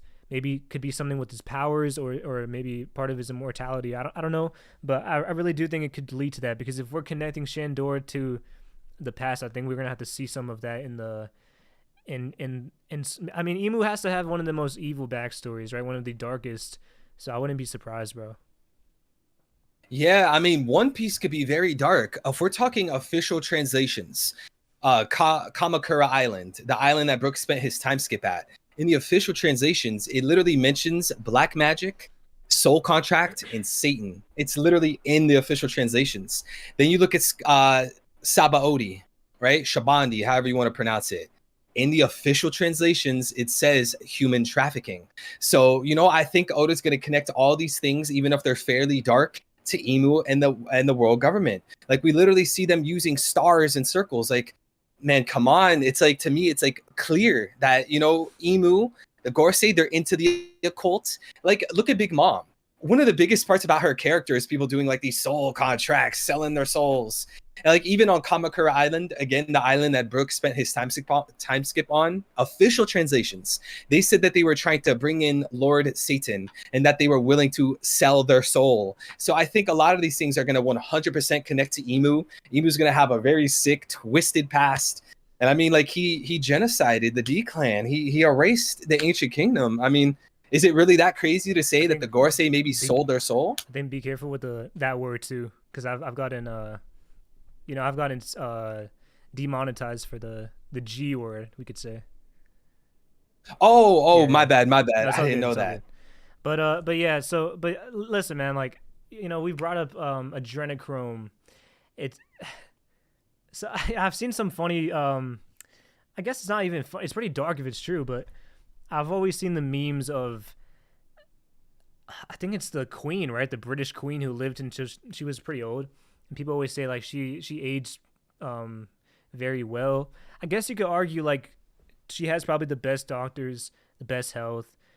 But at the same time, like if there was anyone, and we even know that the British had some connections to the Epstein situation as well. You know, it goes even deeper into that, not just in America. But yeah, I mean, I could see like, you know, I know it's just memes and jokes, but yeah, I could definitely see the royal families doing it, and a lot of the elites when it comes Yeah, to the queen you were adrenochrome. just yeah, the queen you were just talking about. Who was it again? Did you say I Elizabeth? don't I know she passed like a few years ago, but I don't remember her name. I think Elizabeth maybe. Yeah, so that queen, the one that passed recently, like it was actually like mainstream knowledge that she had like really good doctors that would help her get like newer, younger blood to help her live longer. Because again, like the ketchup in your body when it's old, it wants to mimic and like replicate the new young ketchup, right? So like that was like an actual known thing, but like mainstream media and like normal people, they don't really talk about adrenochrome. They probably don't even care, so. Hey, I think they might have exposed her on accident with that one. Yeah, why is that? Like I guess it's the celebrity mind too. It's like they have like a very public image, but it just, I guess it makes sense why they do it. Like they want to look young, they want to look good, and they're influencing. But it just gets very dark very quickly, man. Um, so Yeah, man, it's twisted. flat Earth is missing. I've seen some chats in here. Okay, so I want to go into what was I want to talk about the music industry. I think it's a fun conversation because there's definitely a lot of, oh man, I don't even know where we start here because we can go so many directions. But we can start with, I seen you make a video, and in the video you talk about how you used to listen to a lot of music, and then you recently you've been kind of realizing, I guess, the programming and the certain I don't know how. Okay, you can explain it for yourself because I think a little bit of a similar story, but it's a little bit different. So you can go with yours first. Yeah, so all my life I've listened to rap. It's literally all my life. I've listened to so many underground rappers, 90s rappers, early 2000 rappers, mainstream rappers. I like rap was always my biggest thing. And even like throughout doing YouTube and One Piece, I've always told people, yes, like One Piece is like life. I love One Piece. But second to that was always rap music. I was always very well versed. I know like all the rappers, listen to so many songs and albums. Like I dove deep into music. But I've started to understand over time that things, especially if they're mainstream, can be used as a tool against the people. So when you listen to rap, your songs don't really take off unless you're spinning the block, unless you're talking about infidelity, unless you're talking about drug addiction, unless you're talking about all these things that's clearly not good. And it made me think like, yo, I need to take a step back because I understand how the mind works. We got the conscious mind, the unconscious mind, subconscious, however you want to call it. When you think about something, that thought, that idea is running in your conscious mind and it gets embedded into your unconscious mind, your subconscious mind. But whether you even have it actively running in your conscious mind and you just hear it and you don't really think about it, it gets put into your subconscious mind, your unconscious mind. And that begins to rewire you. Like we know for a fact, like this is very well known through psychology at universities, that our habits, our beliefs, our reactions is from our subconscious. Like if you think about doing something on purpose, right? Let's say like you always think about tying your shoe like twice a day. Eventually you're going to be tying your shoe without even thinking about it, and that's because of your subconscious mind. Like that's your autopilots. Well, what do you think is going to happen when you listen to this type of music day in and day out? And Mm. I'm not trying to be a hypocrite. I'm just trying to like question these things and teach people, because again, like I listened to it my entire life and I would defend it, but like it's recently it's made me question and think like, why would I want that to be put into my brain, especially when you see all these young kids going around trying to spin the block Well, I'll because tell you look at the this. drill rap in Chicago. Listen, man, I've seen it firsthand, bro. I had a lot of friends who, they were in that lifestyle, and I had to eventually like just stray away from it the older I got. But the thing is, bro, I'm gonna tell you this: when somebody is when someone's doing a home invasion, or when someone's doing any type of crime, or I'm gonna tell you this, they're not listening to Taylor Swift, bro. They're not listening to Ed Sheeran. They're not bumping Justin Bieber in their headphones when they, or even in their car when, like, bro, when you're pulling up to rob somebody, you're not bumping Justin Bieber, bro. You're bumping King Von. You're bumping certain, like, and so I'm just saying, like, because I have a lot of sympathy for it, because I understand, and like you said, bro, I love rap music. It's my favorite genre. Rap and rock are my two favorite genres. But rap specifically, like, it's kind of interesting because on one side you have Kendrick Lamar, Kanye West, J. Cole. They have a lot of positive messages, and it's like the conscious rappers. They have, and I would say they're the biggest, but they are the biggest.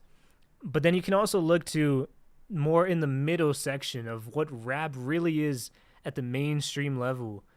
You have Futures, you have Young Playboy Thug, Cardi now. King Von, Playboy Cardi. You have a lot of I would say bad messaging, and so it's like, yeah, like the biggest ones are currently those positive messages. But what happens when you have someone like 50 Cent? I mean, even 50 Cent, he said that the labels would tell him you have to talk about this and it will get more sales.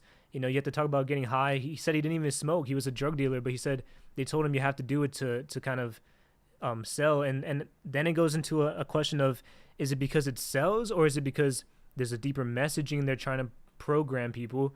And I think it could be a bit of both, honestly. I don't know if it's one side or the other. But, I'll say this, man, like, growing up, I've seen a lot of people who were influenced negatively, very negatively, by a certain artist. And I would say specifically Future. I love Future, man. I love his music, but I just can't listen to it anymore because I've seen people go down horrible paths. I've known people who have passed. And, it's the same thing like with the Juice WRLD situation. He said that the reason he started doing all these drugs was because of Future. I've seen people, they've had laced fentanyl situations, and they've, or they just overdosed and they just went too far with it, man. And I'm not saying I'm perfect, bro. I was influenced to do certain things in my life, and it was definitely, when you're young, it's definitely from what you look up to and what you consume a lot.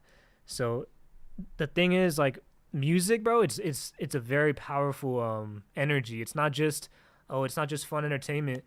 There's like an energy shift when you're in a certain, it can literally shift your entire energy state. If you're happy, you listen to some depressing music, it's going to make you more depressed. And if you're depressed already and you're going to listen to more depressing music, it makes it worse. So that's like the thing where, like, music has such a powerful impact. And I think, people don't want, people love these certain artists, so it's kind of hard to hear. And, we talk about rap on our podcast and we have fun with it, man. I still love a lot of these songs and a lot of these rappers. I just try not to listen to it too much because I know the effect that it has on your mind over time. It consumes your mind. Yeah, so you brought up a great point. You were asking if, when it comes to rap in the music industry, do they make this music because it sells, or for an ulterior motive? And I would actually go out on a limb and say that the music industry has so much power, and they understand how humans work, and they understand how the brain works, to the point where they could kind of make people like something. Like, I truly believe that they made people like the music about drugs, murder, infidelity, all these things. I believe that they made people conditioned to like this kind of music, and I think that they do have the power to make people like something more uplifting, something more positive. And we could make the argument where it's like, okay, well, let's say we boycott all the lower vibrational rap music. All those people are going to want to hear it. It's like, okay, well, shouldn't you understand that, like, the lower vibrational music about all these negative things isn't really worth making because of the negative effects it has on people? Like, you see all these people, like, especially in Chicago, like the drill scene, you'll see all these young kids, teenagers, that are influenced by the drill rappers, and now they want to go on a drill and they want to go do these things.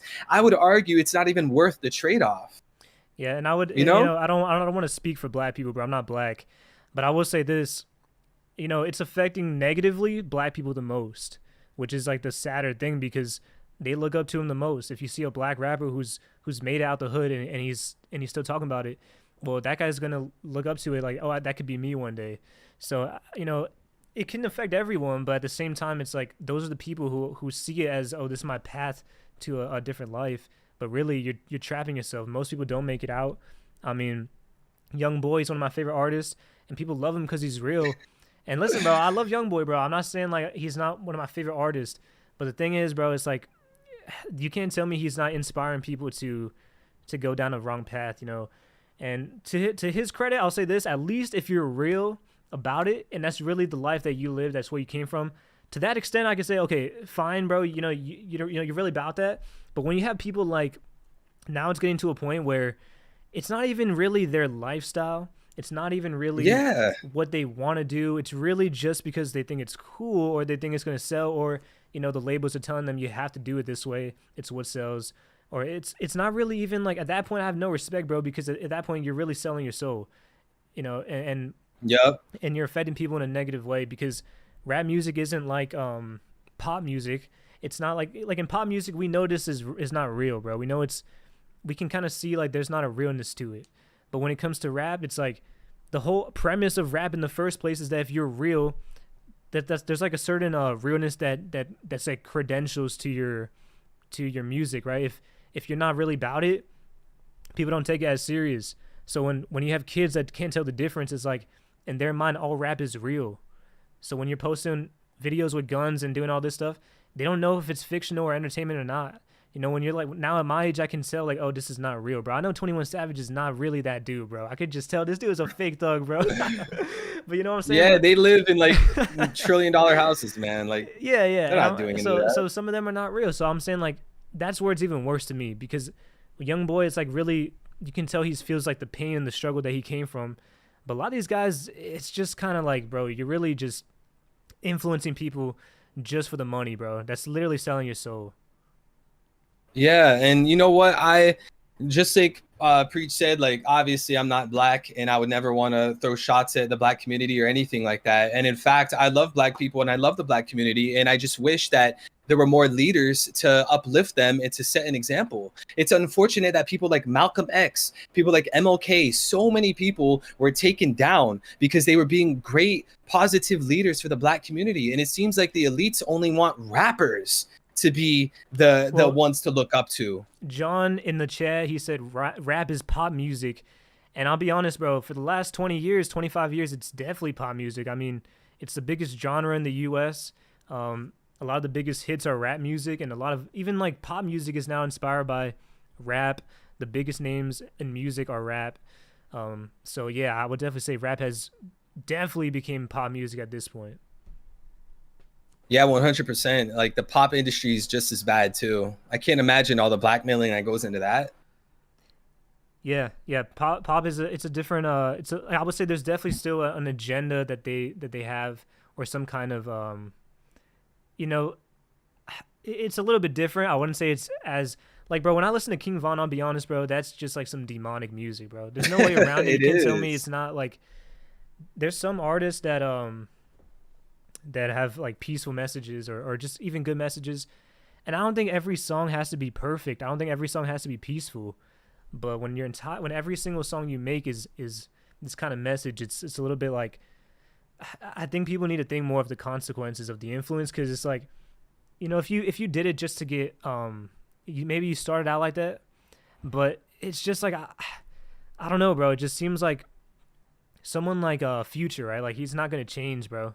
It seems like he'll never change. Yeah, it's like it's really heartbreaking though, because it's interesting. He even said that when I found out that Juice WRLD said that I was the reason that I went down that path, like he was heartbroken, bro. He knows the consequences and the reality of the situation, but he still won't change. So that's why I'm like, I just don't know if I could support something like that.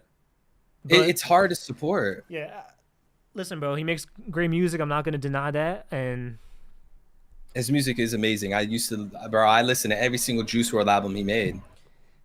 Yeah, someone said that's why Kendrick isn't acknowledged enough. Yeah, so I wanted to bring that up. I don't know though, because I think Kendrick is still one of the biggest rappers. So I'm not sure if I'll let you cook for a second. Go ahead. So like, here's the thing, right, chat? I love black people. We need to give them respect, and all these Nazis we could probably say that word, right? On Twitter. They're not good. They're bad. It's evil. Okay. I just wish there was more great leaders. Like Kendrick Lamar should be looked up to instead of King Von.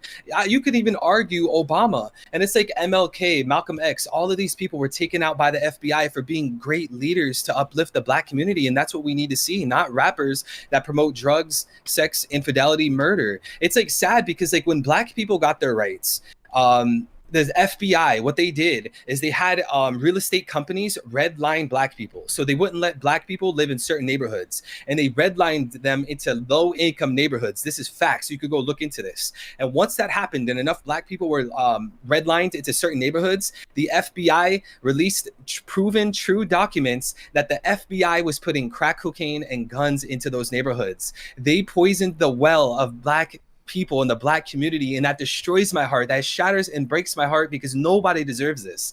So for generations and generations, people had to live in that kind of environment, and that's completely unfair and it's evil. And now, like, I'm sure there's probably a lot of, again, I'm not Black, I'm not speaking for Black people. I can't imagine how many Black people, maybe they want to become a leader, they want to be an upstanding citizen, they want to lead their community, and they're afraid because look what happened to Malcolm X, look what happened to MLK. So now all they could do is turn to rap or sports, and it's evil, it's horrible, and I just need to call that out. I'll be making a video on that soon, but like, you guys got to look into that. Like, Black people were redlined out of neighborhoods, and then they had those neighborhoods flooded with crack and guns to poison the well and destroy these people for generations. And now they can't have any good leaders because of their environment, and because if they try to be someone, they're just going to get taken out. Like, sure, we have like Kendrick Lamar, like he's mostly positive, he's like an uplifting guy. You could maybe even say like Barack Obama. We won't get into the politics or anything. We could talk about maybe even Candace Owens. Like, these are great people, these are great leaders, but like, I believe the elites don't want these people to prosper. They don't want these people to be the ones influencing the youth. They want the rappers who talk about spinning the block and being on perks all day to be the leaders. And it's heartbreaking, it's sad, and I think it's so unfair from the outside looking in. And Preach, I'm gonna run to the bathroom very quick. I'll have my headphones on. Chat, okay, so I seen one chat, $5 from L. Isn't there something about Bob Marley using a certain frequency in his music that brings joy or something like that?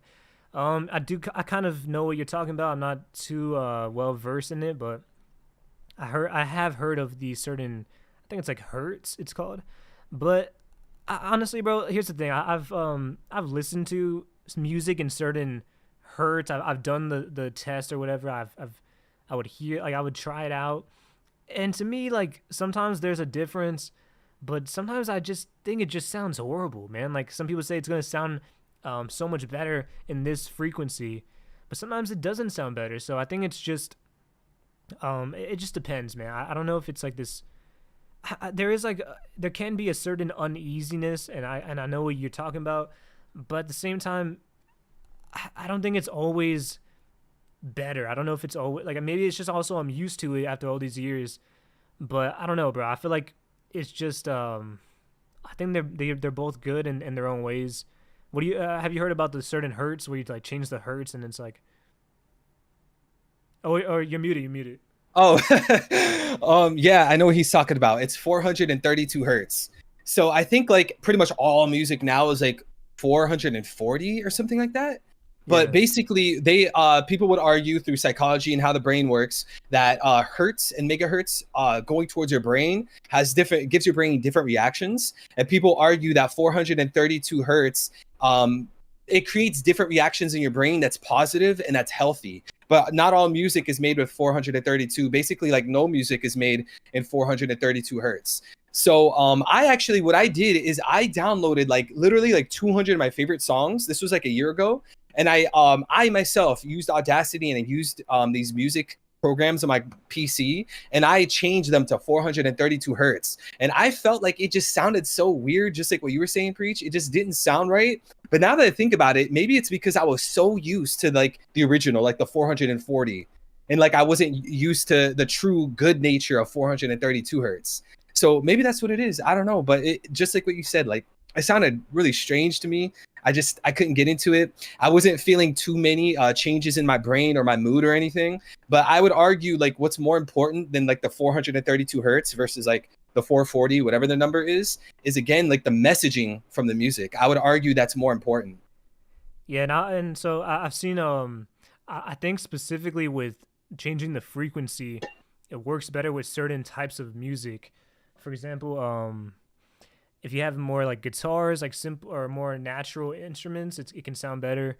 I've seen a lot of those 432 hertz, or I don't know which one's the more natural sounding kind, but I've seen with like meditation type music, it's like really good.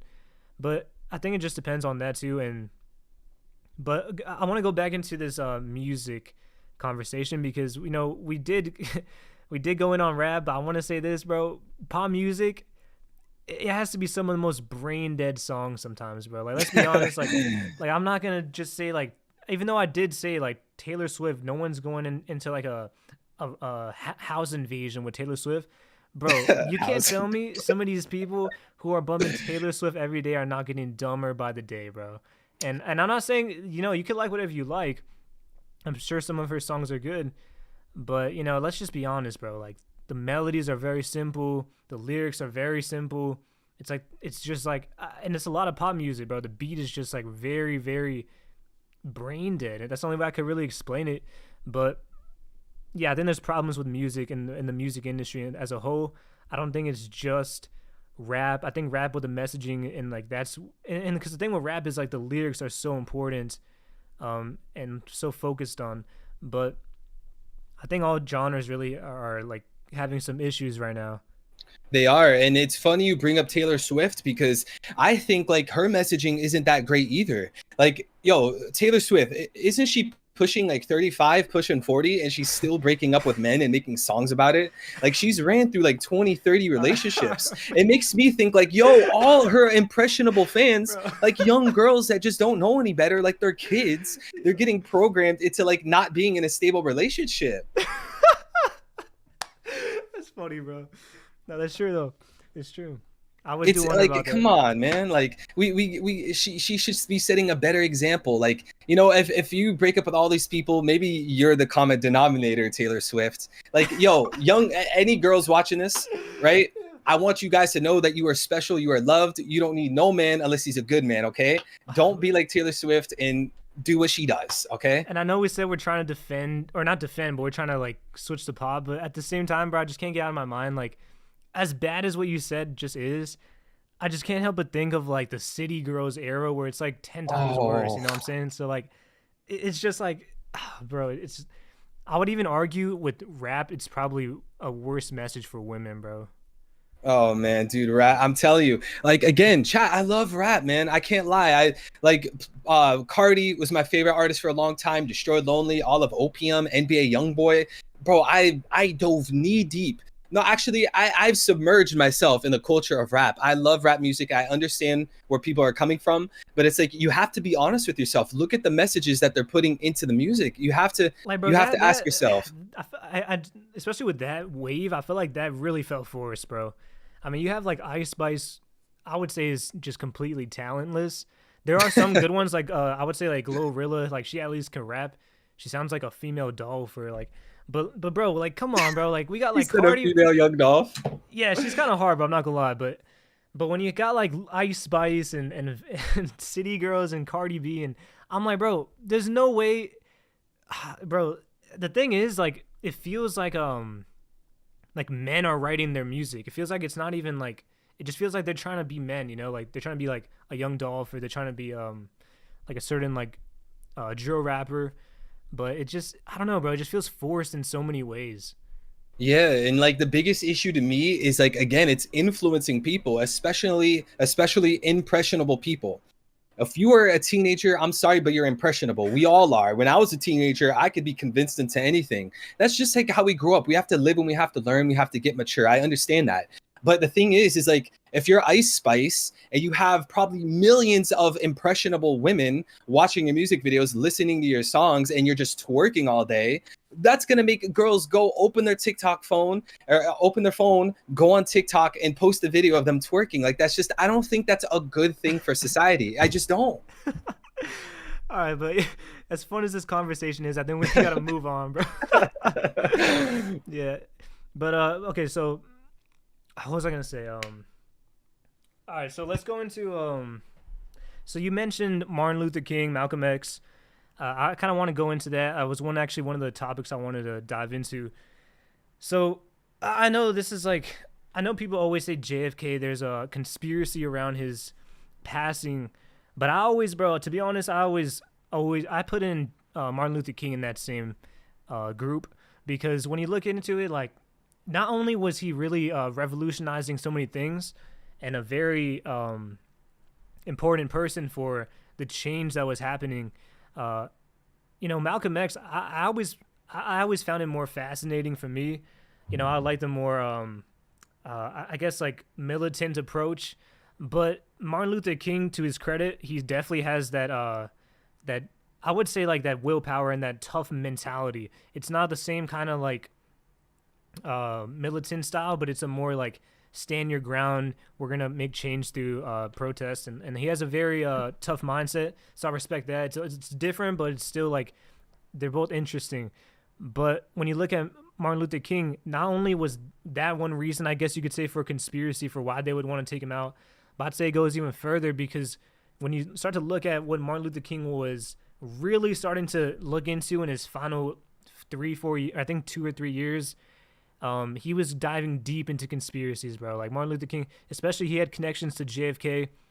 They were both very, like, they were starting to I would say they were really starting to get into some deep topics, and especially within the government, conspiracy wise, not just about with the black community, with everything, bro. So when you start to realize, like, okay, now it's not just a black conspiracy, it's also now him diving into these different topics that he should never have known about, and he was going pretty hardcore. So what do you think about that?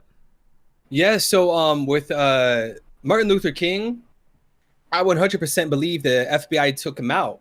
You literally had the Lloyd Jowers trial, where Martin Luther King's family went to court over the government and their agencies being like co-conspirators for Martin Luther King's death. They won. Yeah, They did, won yeah, that they did. lawsuit. Yeah. So, when you think about, so the next question is probably like, okay, well, why? Why would they take him out? It's simply because he was a great influence on black people. He was a great influence on black culture and the black community. And they didn't like him having that much power, because at the time, the country was very racist. That's the facts of history, Like, they didn't want someone like him having all this power. And it's interesting that you said the conspiracy part. I didn't know that, but No, what yeah. what first A lot what of people first don't comes to know my that, mind. but yeah, that's like his last couple of years, man. If you look into it, Martin Luther King was diving down a rabbit hole, bro. And this guy was, I don't even know if he could really process everything at that time, but I think he was starting to spread some kind of, I think he was starting to plan some kind of, I guess you could say, conspiracy with JFK and other people that were all kind of looking into different things, and they were kind of coming together and questioning the government in many ways.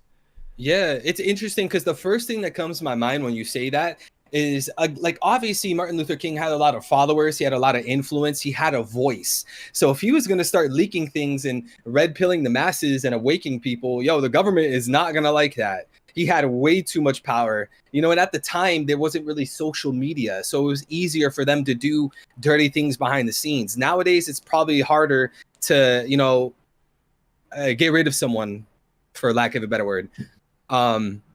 Yeah, that's wild though. He probably had way too much of a voice. He was gonna start leaking the truth, and they're like, "All right, buddy, you crossed the line." Yeah, I mean, and so what about JFK? You think that was a similar situation? Oh man, Because I know more. I'm not as. I know more with the Martin Luther King stuff. I'm not. I've heard so many things with the CIA. Wasn't it like? Okay? You can tell me if I'm wrong. Somebody says to me, JFK was shot by 3 different directions at the same time. Is that true? yeah, that's actually Bro, true. that's mine, bro. That's crazy, bro. Like, come on, Yeah, bro. Yo, what the? you're telling me the dude teleported? Like, come on, man. And they only convicted one, so it's like it's just a very weird situation, bro. But yeah, go ahead, go ahead. Yeah. So I actually recorded a video about this earlier today before the stream, the JFK assassination. Um, guys, I'm not pushing any agendas. I love all people. Okay, we can't blame a whole group of people just because a few do something. Okay, but you know, from what I've seen when I've looked at the facts, uh, JFK, he wasn't on the best terms with Israel. Okay, so he actually opposed giving them nuclear weapons. He opposed the nuclear proliferation. He was trying to investigate Israeli scientists coming to America, looking into our nuclear weapons program. And as well as we know that Israel in the was it the Apollo mission or something like that? They actually stole highly enriched uranium from the U.S. So you know, when I look at things through that lens, I think there's a, I don't even know how to say this. I think like you know, you don't get backstabbed by your enemies. You get backstabbed by your friends. So you know, I think the easy finger to point at, or the easier one to point at, is the CIA. But there's a little too much suspicions around Israel. You know, and again, chat, we're not blaming a whole group of people. Obviously, that's not how the world works. But that's my thoughts on it. Well, okay, so you mentioned a few things. Um, okay, so when it comes to JFK, I do know like he wasn't a very I think even at that time, it was kind of a how do I say this? He was a Catholic, right? Is that correct? Is he? I'm not sure about that. I think there was something where JFK also was kind of the first Catholic, or some. There was something with that too. Like it was a controversy. Yeah. There was many. Yeah, you're right. And the thing is, like with his family too, JFK, like he's not really like a stereotypical politician. Like their family moves like a mafia, bro. Their family moves way different, and they're not really tied to this corruption in the same way. They have a different I guess you could say a different side of corrupt with their family, but it's not in the same sense of like how you said of an Israel or a foreign foreign government that's also with the U.S. and like it's not really the U.S. corruption. So I would say like it's just like when you think of all these things, and JFK has a different path and influence where it's similar to Martin Luther King, where he can kind of he's saying what he wants to say. He's going into things that he shouldn't be going into. He's not like JFK was not like a simple puppet as many other presidents before. So yeah, it's interesting. And then you brought up Israel. I mean, we can go into Israel. I don't want to get too much into the war, and I don't want, like we said, we're not going against an entire group of people, but the fact is Israel has a lot of corrupt politics. There's a lot of corruption with Israel, especially in the Middle East and especially with the US. It's interesting, bro, because I always wondered why, like, okay, so I mentioned this a little bit before, and this is like, I don't want to go too deep into politics once again, but when you look at, there's one big topic that everyone agrees with, especially in the youth, and that is the Israel war. Most people don't want us to be in that war, and like Americans, I feel like when I talk to people on both sides, Republican, Democrat, conservatives, everyone, progressive or whatever, they say we shouldn't be in that war. We don't want to be helping with this situation. We don't want to be involved in this at all. We don't even really want to be involved in foreign wars at all in general, but especially this one. So I think it's really interesting that you have this corruption, because it's so obvious in the point of Joe Biden, and he brought us into this war. But then it's not, you can't just single out Joe Biden. This is why I say, like, you can't just blame him. You also have so much corruption when it comes to Israel within the Republican Party. So, and it's one of those things where how is it that both sides of the politicians, the corrupt politicians, agree on this, but the people are saying we don't want this? It's a very, very suspicious situation. Yeah, it's very suspicious, and I think most people are anti-war. Like, yo, we should not be sending our young men to go fight in a battle and lose their life. You know, maybe in certain circumstances, if we were getting invaded or something like that, okay, maybe that's different. But like Yeah. Israel, as an example, is like across the planet. Like, I wouldn't want to send my son to go fight a war across the planet that we have no business even being. I just think it's very evil, it's very corrupt, and it's very selfish. And geez, I don't even know how to try to Yeah, maneuver through this. it's tough, man. But But basically my main point is like Israel, and this isn't like a new thing, but I feel like it's been something that now we can finally talk about a little bit more. But for so many years, you couldn't say Israel has a corrupt pull on the American government. But I think now it's starting to become, especially with the war, it's starting to become a more acceptable conversation. And like I said, I don't think it's I don't think we should be hating on a random innocent Jewish man that lives in America. It's not his fault that you have corrupt politicians and corrupt elite Jews.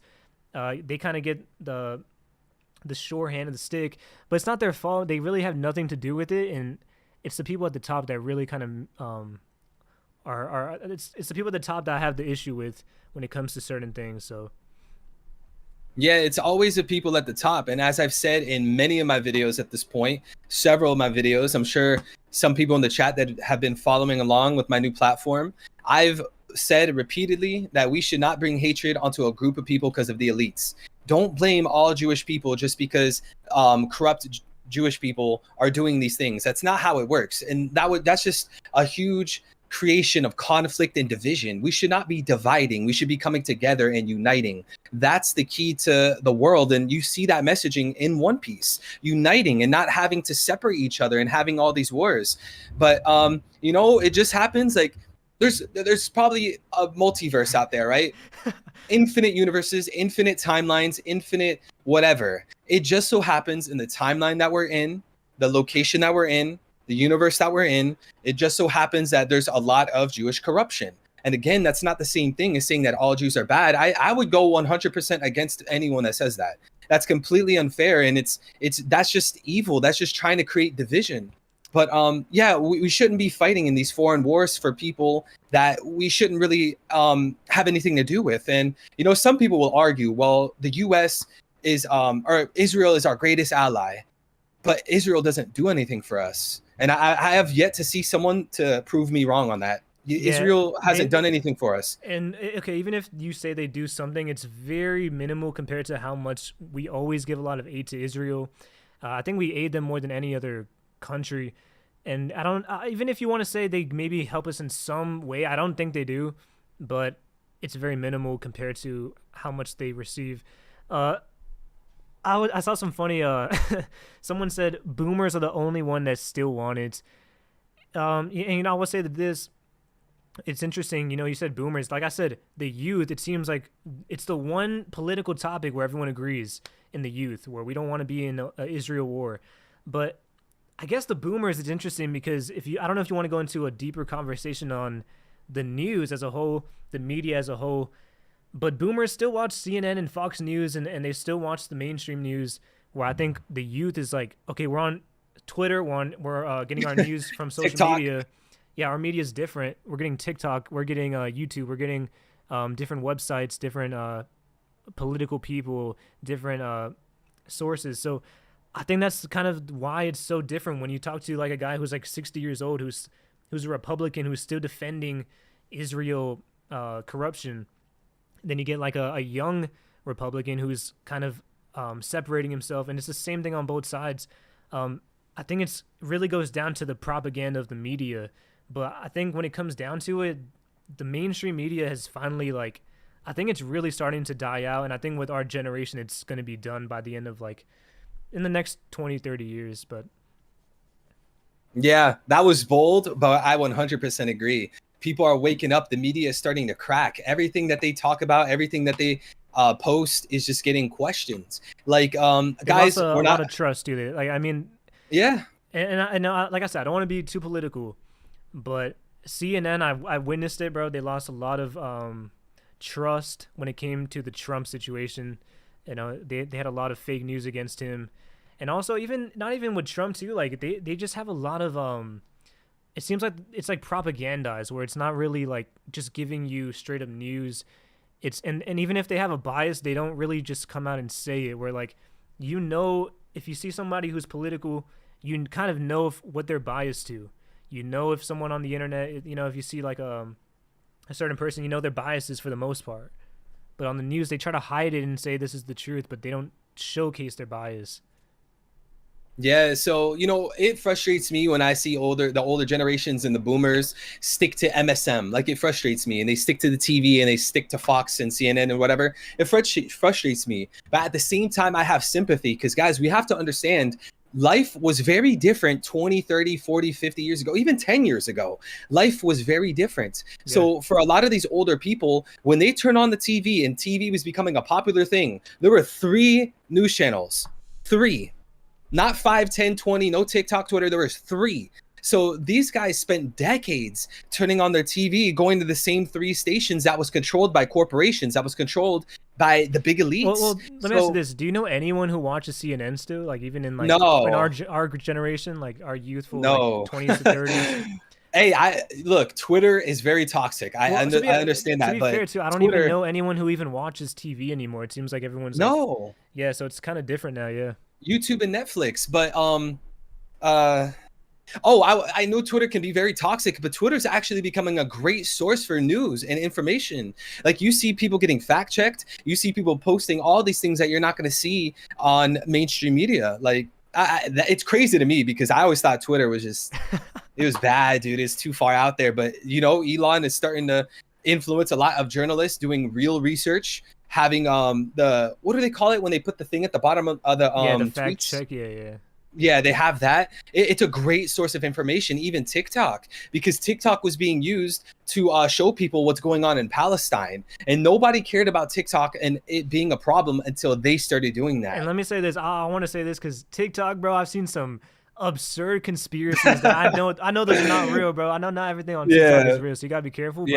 But you're right, though. Like, with the internet, you still, like, at least you can kind of get that perspective. Some of them you got to just check in and say, is this even real at all?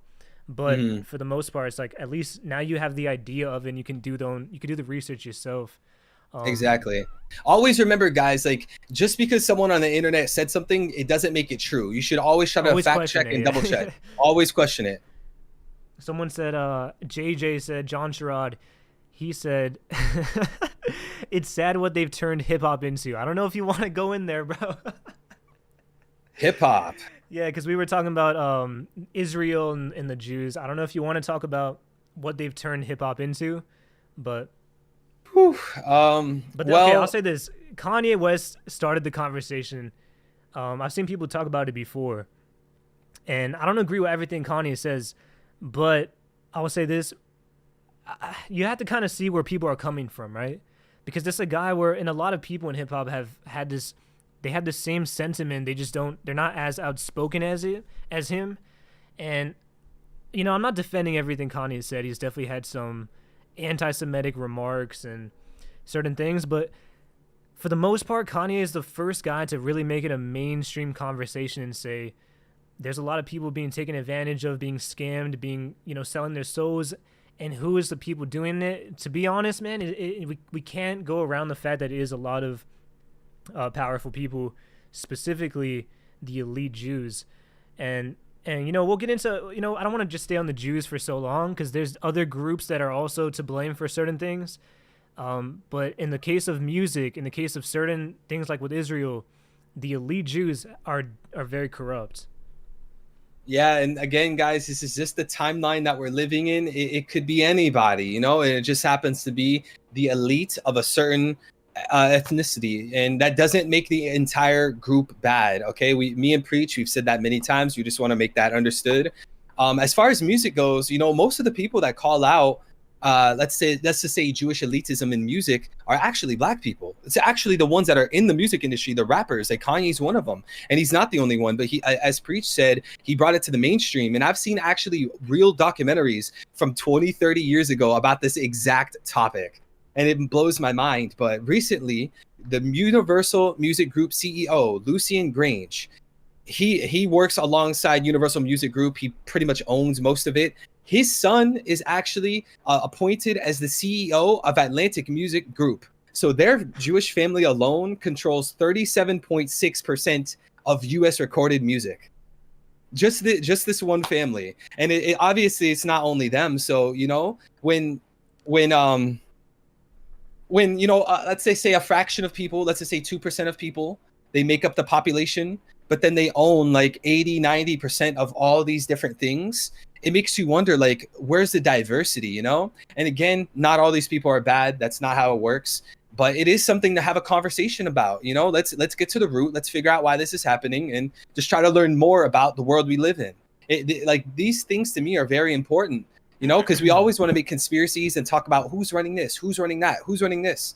But then when we talk about it, it's a problem, you know. So we got to have love and respect for everybody. You can't throw everyone under the bus. That's unfair. That's not how it works. But okay, so you brought up an interesting point. We always say who is running everything, who is the, okay, I guess because somebody mentioned the Illuminati earlier. Okay, so the way I see it is the Jewish elite are not, because people say they're running everything, they are the entire Illuminati. I don't see it like that. I see it as they're one group, and they're a very powerful one, but there's definitely other ones. In the past, it was the Freemasonry. They had a big power.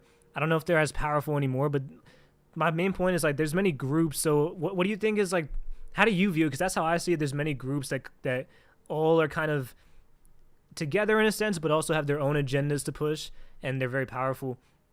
We can go to Freemasonry too if you want, but yeah, what is your idea of when people say there's an Illuminati kind of controlling the world? Is it one group? Is it many different people? The Rothschilds? I've heard so many different theories, but what is your take on that?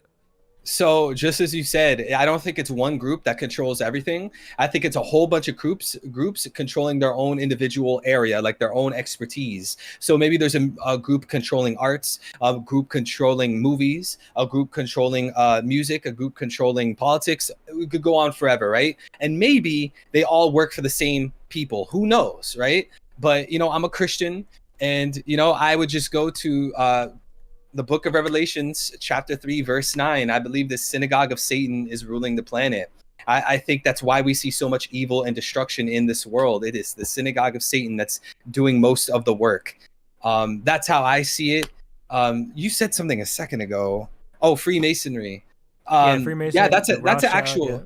Yeah, the Rothschilds, like the Rothschilds, guys, you have to understand, like, when it comes to the Rothschilds, most things that you see about it are actually true. Like, you could go on Wikipedia and see it for yourself. So the Rothschilds, for the past at least 100 years, have been owning all of the centralized banks pretty much everywhere, right? So when you own the centralized banks, that means the countries and the government have to abide by them.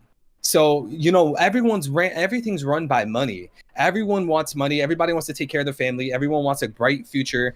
These guys, the Rothschilds, they control the money, and they control the taxing. They control the interest rates. So that's how Israel was formed. And you guys could go look into the Rothschilds Wikipedia. Go Google Rothschilds Wikipedia. Is the Rothschild, because I've seen different takes on this. I've seen some people say the Rothschild are Jewish. I've seen some people say they're not. I mean, I've always been confused, but, like, I guess I don't know. I've seen different things on that.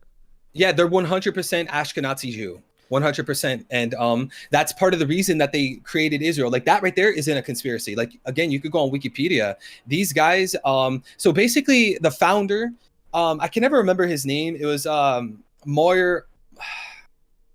I forgot his name. The original guy that created the Rothschilds, his last name wasn't Rothschild. He had a shop, and on his shop he had a red sign, and he changed his last name to Red Sign, I think, in German, and that's why his last name is Rothschild, because that's a different way. It's the English phrase of saying red sign. So they're like I would say, like, ethnically Jewish, but they're not religiously. Exactly. Okay. Yeah, they're ethnically Jewish. They're not religiously Jewish. And someone in the chat said Baron. That was the name. And he changed the family's last name to Rothschild because that is the phrase. That's the English way of saying red sign. And what he did is he had his 5 sons create centralized banks all around Europe, and that they were all sending money to each other and all helping each other. And that's how they dominated Europe. Like this, you guys could look into this. This is pure facts. This isn't even conspiracy. So that's how they were making billions and billions of dollars. There's old newspapers and old videos you can see from way back in the day where some sources would say they had $1 trillion, and they used this money because they're ethnically Jewish, like they're Ashkenazi Jew. They wanted to create a homeland for Jewish people, and they called it Israel, and they put it where Palestine is, right? That's why Israel had all the money it did to to become a nation, to become a country. That's why there's numerous books, libraries, roads, and avenues in Israel named after the Rothschilds. This is a fact. You guys can see this on Wikipedia. So the Rothschilds, they, again, just to summarize all of that, they basically have so much power because they own the centralized banks and everything runs off money. Okay, so I'm not so familiar with Rothschilds. I know kind of the basics. And so like the way cause so this is how I view, I know more about Freemasonry. I looked into it before. So Freemasonry, the way it is like the way I see it, people always say, how is it so corrupt?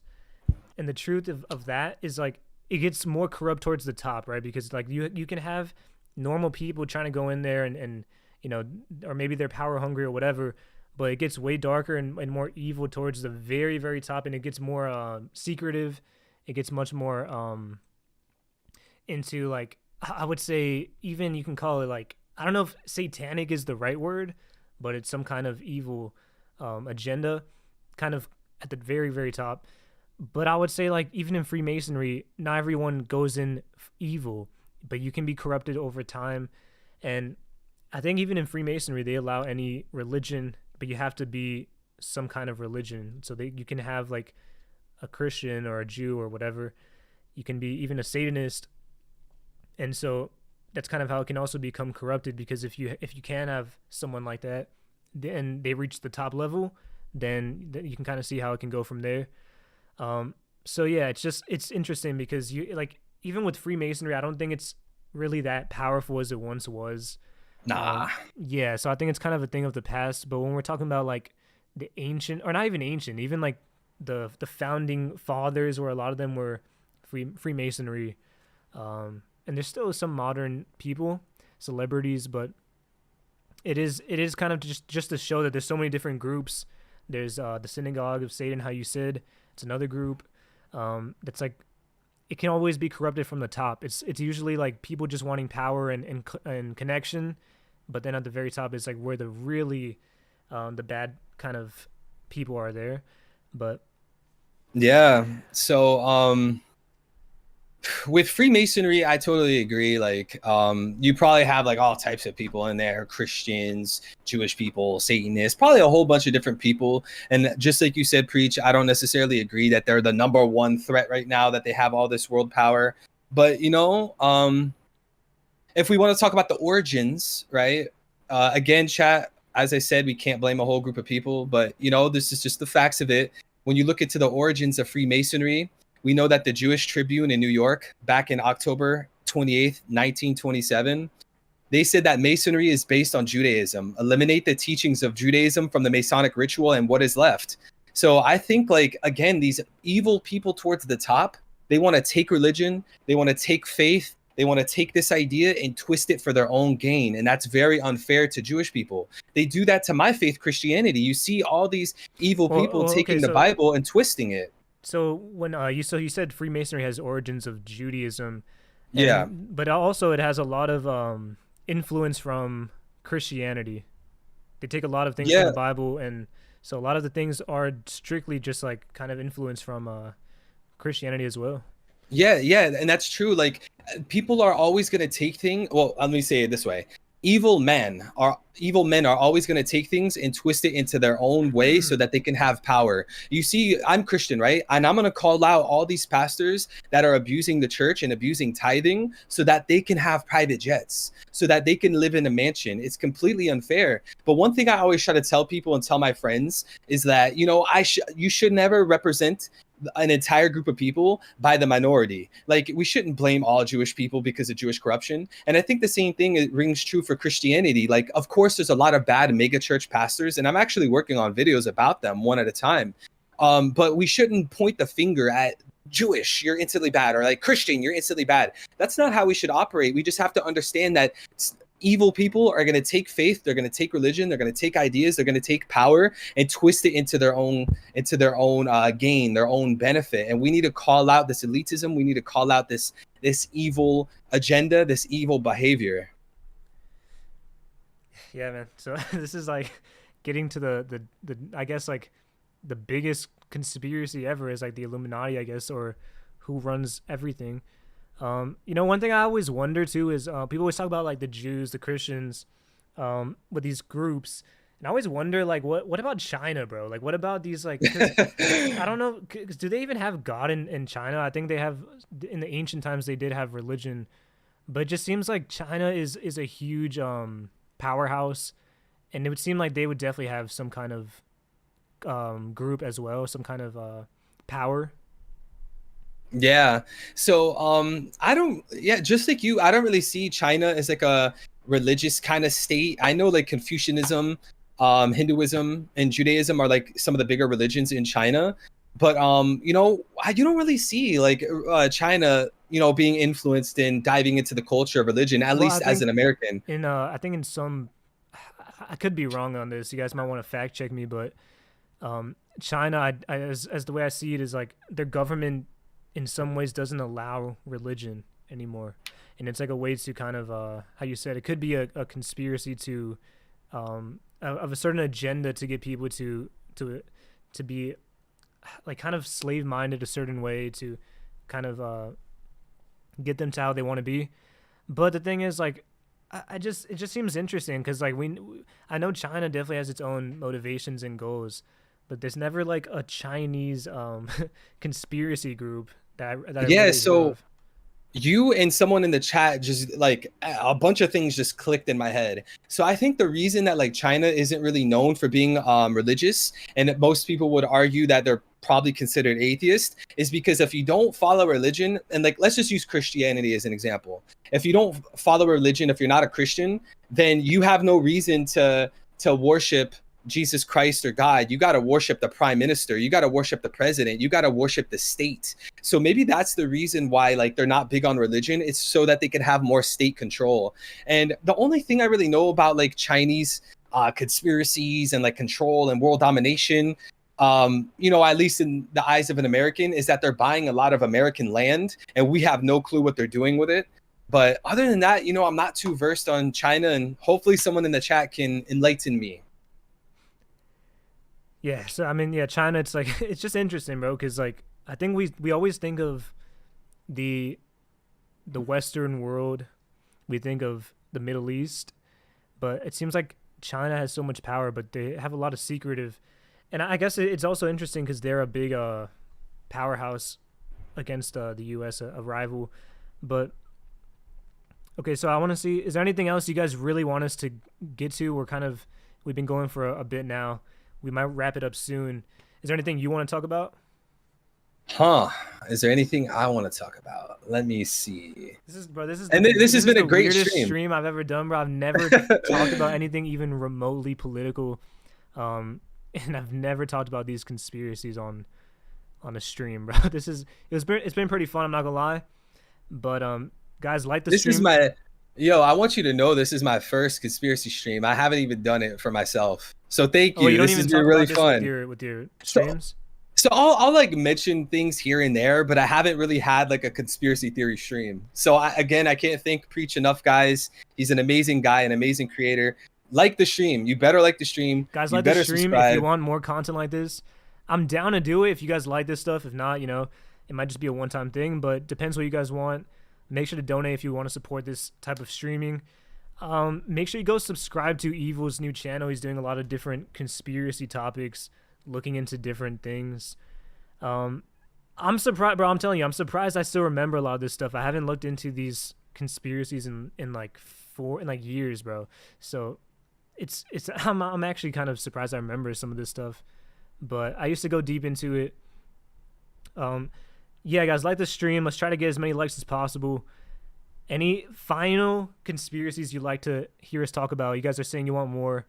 We can do some more right now, and then maybe if you guys if the stream does well, we can do another stream in the future. But yeah, let us know what you guys want the final topics to be. Let me see if I have any. I think I had a few. I think we got really everything I wanted. What else? Let me just. Do you got any main topics that you're working on, or that you got any main thoughts? So again, guys, thank Preach for giving me this opportunity. I greatly appreciate it. Guys, I'm available on pretty much any social media network: TikTok, Twitter, Instagram, Facebook, YouTube. You guys could find me at Eddie X Mancata on every single site. It's the exact same username. I suggest it's following me on Twitter, because like there's least censorship there. And on apps like TikTok, they flagged literally anything I post. Like I could post something completely normal and safe and they instantly flag it. So to whatever, like even Facebook and Instagram, they have yet to flag me. YouTube, no flags. So I suggest you guys follow me on Twitter or YouTube. Again, it's at Eddie X Mancata. I got videos dropping literally every day, every single day, one video a day. I talk a lot about aliens. I talk a lot about politics. I talk about rap. I talk about Christianity. I talk about religion. I talk about, the world history, the occult. I talk about all these kinds of things. And I need you guys to drop a sub and a notification bell for my boy Preach. He deserves it. 59K. He's on the road to 60,000. I'm so proud of Preach. He's done a phenomenal job. I remember when this guy had a baby channel. It was just a little baby in a crib. Now this man has a great following. This man has loyal supporters. I am so proud of him. Always, in public or in private, I've co-signed him. He has my love and respect, and I need you guys to support him for me. It'd make me happy. But yeah, follow me if you guys want to learn more. I'm gonna be. Oh, we could talk about Project Mockingbird if you want to end with that. So how much time do you have left? Me until however long, man. Up to you, bro. Are you still streaming today? Wait, did the chapter even come out yet? No. So last week the chapter dropped at like 7 p.m. EST today, but it's probably gonna be either tonight or tomorrow. I mean, I can go. I still got like probably like an hour left if you have the time. If not, then we can just wrap it up after a few more topics.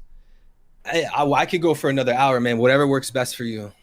All right, so we'll see. We'll go through a few of these because I see a lot of chats. They want a few topics here. It seems they really enjoy the stream.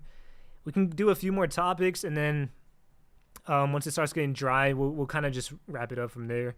We'll just see how it goes. Okay, so I've seen Antarctica. I'm not too knowledgeable about anything with Antarctica. I do find it really interesting. I'm willing to hear you out on that one. And chat, what do you guys think about Antarctica? Is there a deep conspiracy behind it? I do know there was some things in like the 40s where there was like a League of Nations where they all came together. It was something with Antarctica. I don't really know too much. I honestly, it's like just from my deep memory. But you got any Antarctica conspiracies? Yeah, so Antarctica. I don't necessarily believe that if you hopped in a plane and you flew over Antarctica, you would find an entirely new world. I don't necessarily believe that, but Antarctica is interesting, guys, because this world, we all hate each other, it seems like, right? Not literally, but there's all these problems. Everyone has beef, all these nations going against each other. How is it that we all agreed on Antarctica? Let's start there. How are we all agreeing on Antarctica? Like we argue and we go to war over the smallest things, but yet we can all agree that we're not going to touch Antarctica and it's going to be a sacred zone and we can't talk anything about anything regarding Antarctica. It's like a silent thing. Like you don't see any information coming out of Antarctica. We're not allowed to know about any of the experiments they're doing over there. Like that to me is weird. Like when they try too hard to hide the truth or try too hard to not talk about something, that makes me want to talk about it. Like it's like with One Piece, like when Oda like gives us a little detail or Oda try to foreshadow something or he gives us a silhouette, it's like, no, you need to tell me more. And I feel like Antarctica is the same vibe. All these like question marks surrounding it. How did everyone agree to just use it as a science zone with no war and all these people get to own it? It's like, how? We go to war over everything else. And you can't even fly over Antarctica. People literally have to like fly around like a certain zone. It's very strange. There's a lot of question marks surrounding it. Okay, so there's a lot there to kind of unpack. I think Antarctica, first of all, you got the fact that it's a huge continent, and we don't really know too much. How you said it's very secretive, a lot of government protection from really everyone. It's very weird. Like there probably has to be something. I've seen people say there's like resources. There could be some kind of it's funny because like I look back at when I was a kid and I would watch like Transformers, and you have these guys like finding giant alien robots in like an Antarctica base or something. And so I don't think it's that crazy, but it's just like that whole movie, bro. The whole Transformers movie was like this whole government conspiracy propagandizing wars, and it was very weird. But um, yeah, I think it's interesting. Like, what could there possibly be in Antarctica? And it's one of the most highly protected places. Like, if you go there, you're not getting really too far. I mean, there's definitely Shoot you some. down out of the sky, bro. Yeah, yeah. It's. I saw Mr. Beast went to Antarctica. I wonder if he knows anything, bro. Did he actually? Yeah, I think he did like a couple years ago. Hmm. But that's the thing. Like a lot of rich people, they're interested. They're like, bro, what is? It's been like 80 years and no one knows anything about Antarctica still.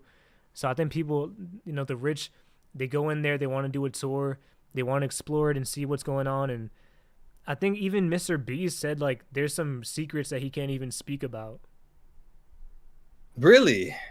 Yeah, he kind of like implies and alludes to there being some things that he can't really. It's like classified information that he knows. Okay, I just remembered something. So there's this channel, this guy that does interviews. His name's Sean Ryan. He has the Sean Ryan Show. He interviewed this guy named Eric Hecker, which is it's some kind of electrical engineer, like firefighter kind of man. He was actually stationed at Antarctica for like a month. Like, this is true. He showed all the documents. He even took pictures of himself on Antarctica and underground with all the technology. You guys could look this up. Sean Ryan, Antarctica. You'll see Eric Hecker. This guy was saying that Antarctica has like these lasers and like this electromagnetic frequency like ray gun embedded into the ice that can cause tornadoes and that can cause earthquakes. And I thought this was wild because this guy's like super vetted. Like he has his credentials. Like, this is a real guy. Like, he's actually worked on Antarctica. He has pictures and videos. They might even have a weather machine. And I know these things sound very out there, but you just got to give it a chance and hear what people have to say and hear like their full argument and what they've experienced. And he even said, like, I think it was back in 2005 that they were trying to use one of the weapons that they created, and they weren't sure what it was going to do, so they shot it, and they used the weapon, they hit the button, and next thing they know is there was an earthquake in Antarctica like 10 minutes later at the direction that they were pointing like their laser gun or something like that. It's wild, but it's interesting, like, because it makes sense, right? Like, if you got a land like Antarctica, there's no one that really lives there. It's like a huge amount of land. It would be like the perfect place to test weapons and crazy ideas. Like, I've always heard those ideas of the weather weapons, how you said, crazy weapons. Even like nuclear weapons, I guess it would be like a safer place to test certain things. So yeah, I mean that's kind of crazy, but it would make like, if it is true, it makes sense why they would want to do it there. yeah, there's actually something real. It's called cloud seeding, which basically it's like the short way of saying like we can make it rain. So if you guys remember, there was like this huge flood in Dubai. There was a lot of conspiracies at the time that maybe they did too much cloud seeding because they needed rain in Dubai. It was too dry and too hot, and Dubai is made for money. Like, people have buildings and restaurants and hotels and all this stuff in Dubai as a zone to have elites earn as much money as possible. It's like a vacation zone. But anyways, there's that big flood in Dubai. I don't know if you guys remember, and people are arguing that they were using cloud seeding in Dubai and it backfired on them. Because cloud seeding is a real thing. So who knows what else is out there? If they could make it rain in certain areas, kind of like Crocodile and Alabasta, like the reverse, because they stopped the rain, who knows? Maybe they could create a tornado. They could shift tectonic plates. Like, this world's crazy, man. Yeah, and he brought up the most important point is, why is it that all these governments, and it was after World War II, when everyone is fighting, everyone has problems, there's one huge chunk of area of land that everyone can agree we're going to surround the League of Nations around and say we're going to have peace and we can all keep this a secret. It's very it's very interesting, I guess. It's just weird, bro, because how you said, like, there's so many problems in the world. A lot of times governments have a lot of issues with everyone else, but it's the one thing that's always been very top secret. Yeah, you see all these nations going to war, talking bad about each other, hating each other, but somehow 57 nations agreed on the Antarctica Treaty. Yeah, and you would think, bro, like, after like 80 years that somebody would start leaking. Like, there hasn't really been too much leaking. There's been like a few guys how you mentioned, but just overall, like no one has left the agreement and just started leaking everything. Yeah, there's probably a lot of blackmail. There's probably a lot of threats, and there's probably NDAs. These guys probably had to sign contracts where it's like, okay, if you leak anything about what we're doing, we erase you. We spread misinformation about you because no one's gonna believe your conspiracy theory anyways, and we take you out. Like I don't trust the elites, man. I don't trust these guys that are driven by money and power and control. Okay, so somebody said these are like ancient weapons. I mean, it could be, bro. Someone found a Uranus laying in Antarctica. Paying. Okay, so wait, there was another chat that I saw. I think I gotta go back real quick. Oh, I appreciate the super chats and the gifted subs, by the way. Flevins. There was another one earlier, super chat. I forgot who it was. I think L. And yeah, he said COVID was used for depopulation. Do you believe that, or? Yeah, there's big people.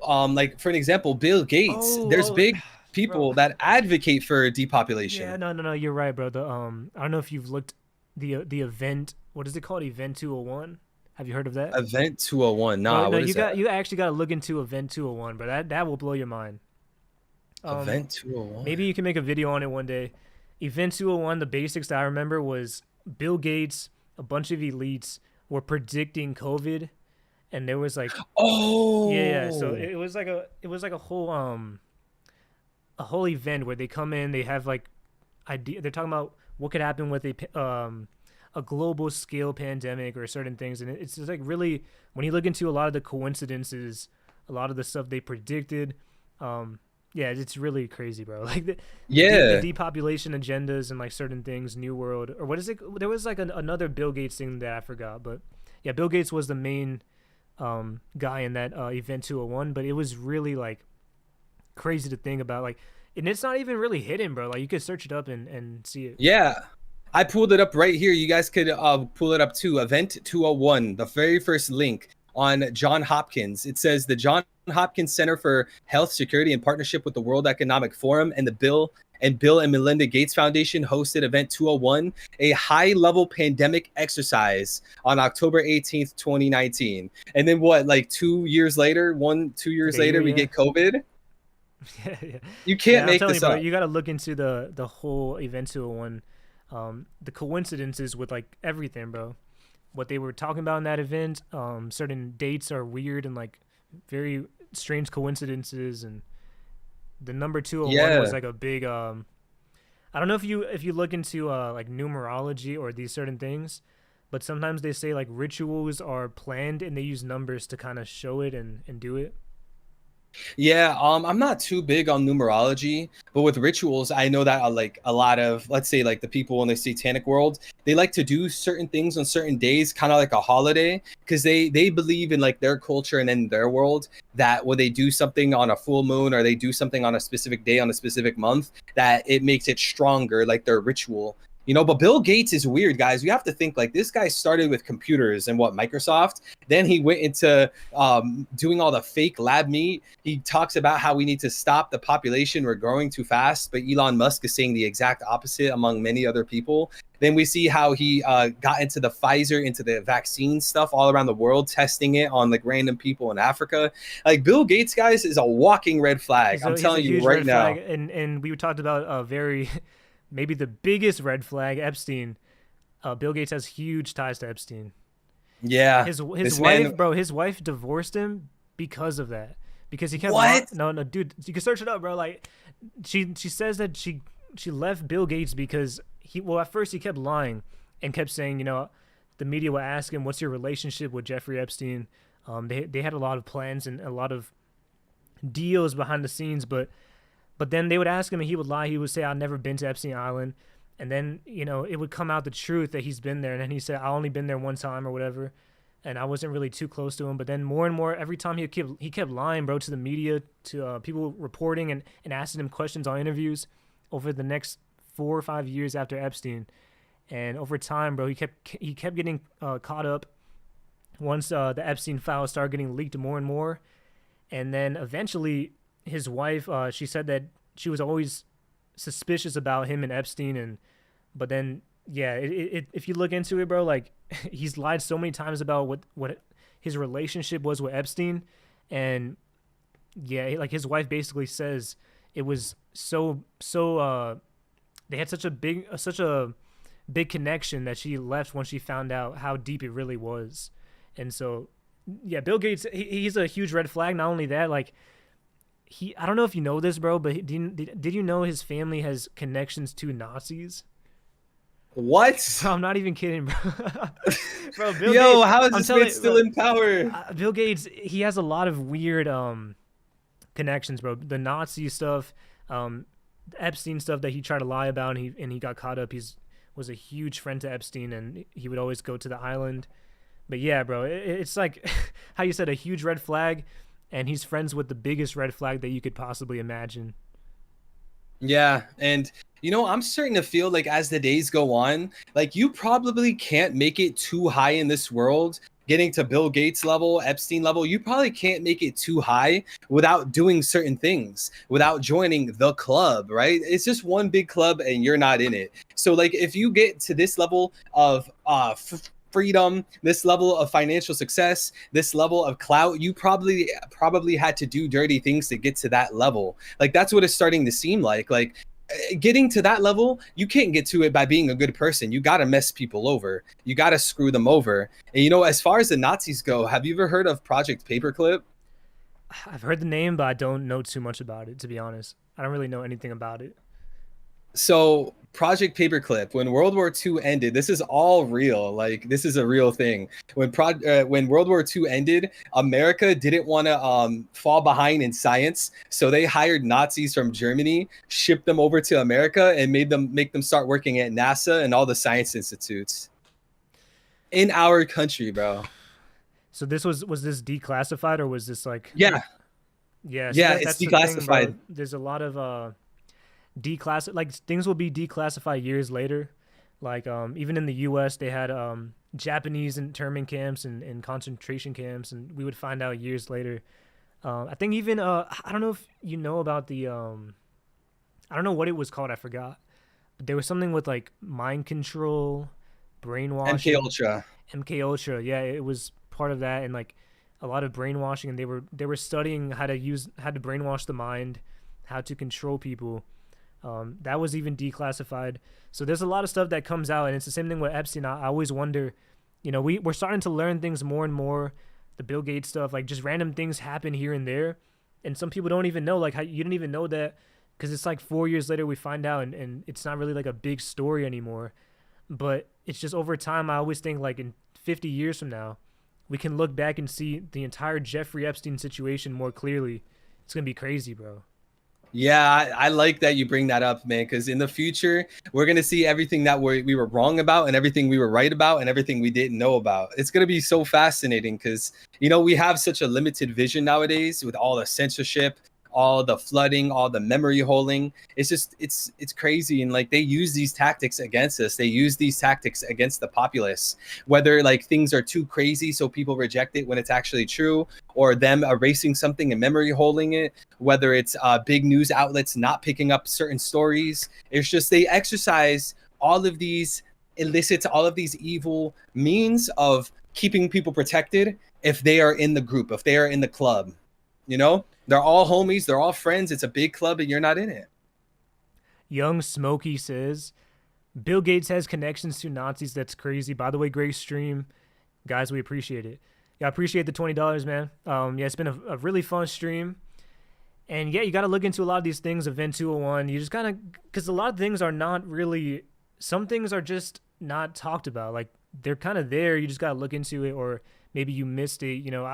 Some of these things I learned, even in this stream, I'm learning new things. So a lot of things are there. You just kind of got to be aware of it.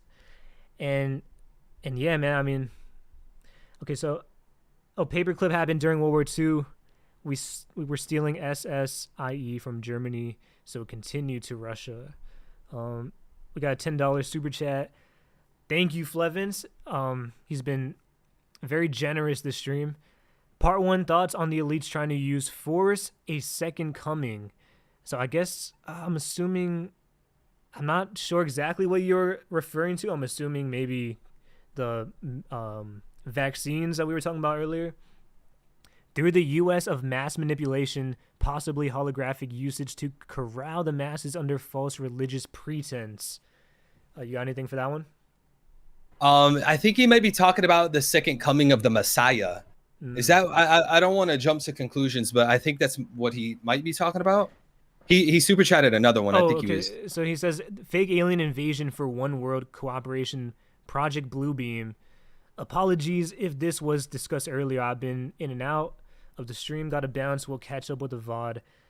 Okay, so yeah, I guess he's talking about like an alien invasion could be to like kind of a fake alien invasion. I think I've heard some people talk about that, but I don't know too much about that one. Yeah, Project Bluebeam. So that's like this idea that the government, the military, all these people coming out, because just to quickly say this, a lot of people working for the CIA, all these intelligence agencies, all the military men, they're all coming out, and those are like the big faces talking about the UFOs. But the idea behind Project Bluebeam is that the government is pushing this agenda of aliens, and UFOs. That way we are conditioned and we're prepared to see a UFO alien invasion. But the idea is that they're going to use a fake UFO alien invasion to then cause mass panic, to keep us indoors, to keep us inside, to have us under their control. So basically, Project Bluebeam is a fake alien invasion to have stricter control on us. That's basically the gist of Project Bluebeam. Do you think it will be true, or what do you think? Like, do you think they'll actually do it? Whew. I mean, I would probably lean towards it's possible. Because I don't know if you guys have seen this lately, guys. There's drones that they get like 1,000 of, and they make like these holographic looking things in the air. It is the coolest thing in the world.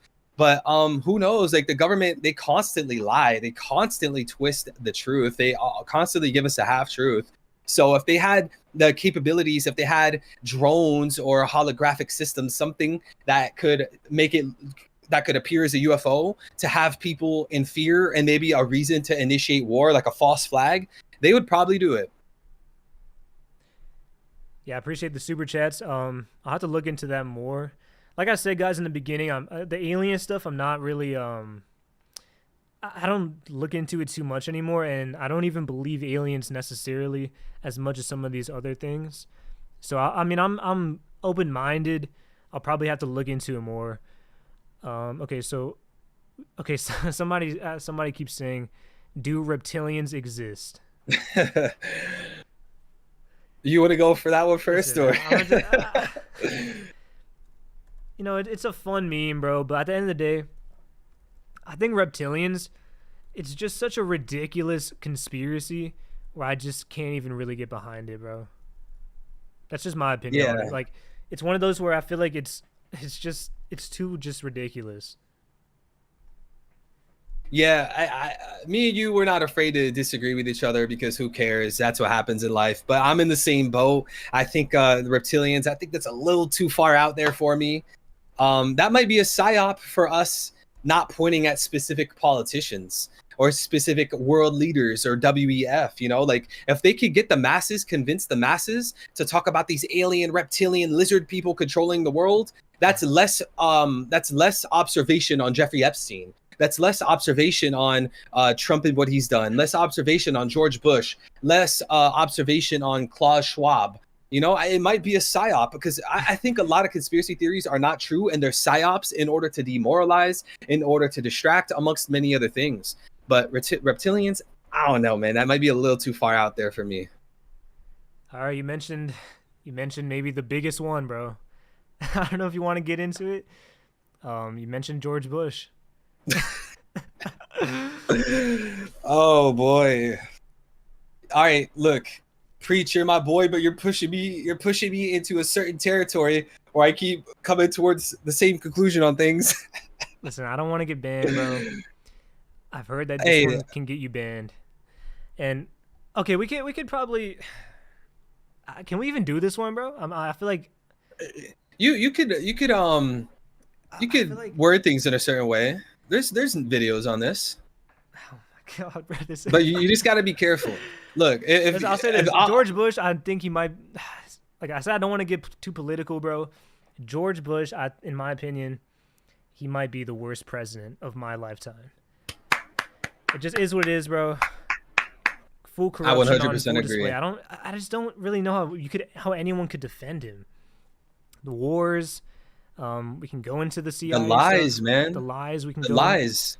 A certain day in American history. Yeah, listen, a certain man, day. I don't know if you have you seen there was a man who I forgot his name, bro, but he leaked a lot of stuff and then he like fled to Russia and he leaked. Oh, yeah, you know what I'm talking about, right? Julian Assange. No, not him. That's another No? one too. I think it's Snowden. Is that his name? Oh, Edward Snowden. Edward Snowden. Yeah. And he talks about how there was an invasion of privacy agenda in the government, and that was really during the George Bush era, bro. And so I'm like, I don't know, I don't know how much we can get into here on this one, but because I feel like people have gotten banned for this one, right? I don't know, because there's a lot of Edward Snowden videos. Well, I think you just have to. Not that. I'm saying more so. Oh, like, the number thing. I mean, there's videos on it. So I just guess you have to be careful, you know. But it's up to you. It's no, we can do it. We'll have to tread carefully. Yeah. Remember, guys, this is alleged. This is a theory. At the end of the day, it's all alleged. You guys should go research for yourself. Come to your own conclusions. But yeah, so yeah, go ahead. So, my viewpoint is that you know, there's a certain nation that has problems in the Middle East. You know, they feel like they're an outsider, and hey, maybe even for good reason. You know, they're in a lot of conflict. But I believe this certain nation, they sent spies here to influence us to go to war with their enemies. Okay, and there's a lot of reasons for this. We know that this certain nation, when the conflict, the big day happened, they sent 5 people here to take pictures and document the event. And this was on live television. They got extradited back to their home country. And when they went back to their home country, they said on live television that they were in our country to document the event. This is pure facts. You guys can go look it up. You won't get flagged or anything, but it's called the Dancing Israelis. Okay, so you have to wonder, like, how would they know that there was going to be an event, that, like, how? And Larry Silverstein, who has connections to certain states, he, before the attack took place, he took out a lease for the World Trade Center to fortuitously protect him for terrorism, right? I'll say it that way. And when the attack took place, he went to court and he argued that he should be paid double because there was 2 attacks, and he won, and he was awarded $4.5 billion. And so, there's many other details, but I do remember that he didn't show up to work that day, or what was it? Like, I think even his family, nobody from his family was there. It was like they kind of, it's like the theory is that he had a lot of inside information of this attack. And not only that, bro, it's interesting because I don't really want to go too far into like the Building 7 stuff, and like there's a lot of we can, you know, we could probably talk about this stuff off stream all day, and off stream. But like it's interesting because you have, I don't know if you know this, but the government agencies, the CIA, the FBI, and I think even other ones, they were looking into. They kind of knew this attack was going to happen. That's not even. I don't even know if that's a. I'm pretty sure that's a fact, bro. They knew. It is. Yeah, so they knew, but the issue was they were not cooperating at all. They all, you know, it's a very selfish industry. The FBI wants, they want the win, and it's like if you can get a win that big, it's very valuable, and it's a very selfish, capitalistic mindset. But that's one part of it. So you can say there's a lot of corruption from that side of it, where there was a lot of information. They all knew what was going to happen. I think some of this stuff was leaked with the Snowden stuff as well. I'm pretty sure. So yeah, there was a lot of information that was being withheld. They were just being extremely competitive, and it really led to a tragedy, bro. And not only so that's like the first layer, right? That's like the first layer. that these people knew what was going to happen, and they just I don't want to say allowed, but they didn't do what they needed to do to prevent it. Now you dive into the second layer, which is the George Bush stuff, which is the Larry Silverstein stuff, which is all these other things. Um, and you know, it gets pretty deep, I would say, because think about the consequences and the effects. No one wanted to be in a war in the Middle East, and for what 20 years we were placed into these wars where a lot of it stemmed from that specific day. A lot of that happened, and it's kind of a good reason because a lot of people are pissed off in the moment. A lot of Americans are angry. They want revenge. But if you really peel back and look back in time, it's like a lot of your emotions were manipulated into accepting a war.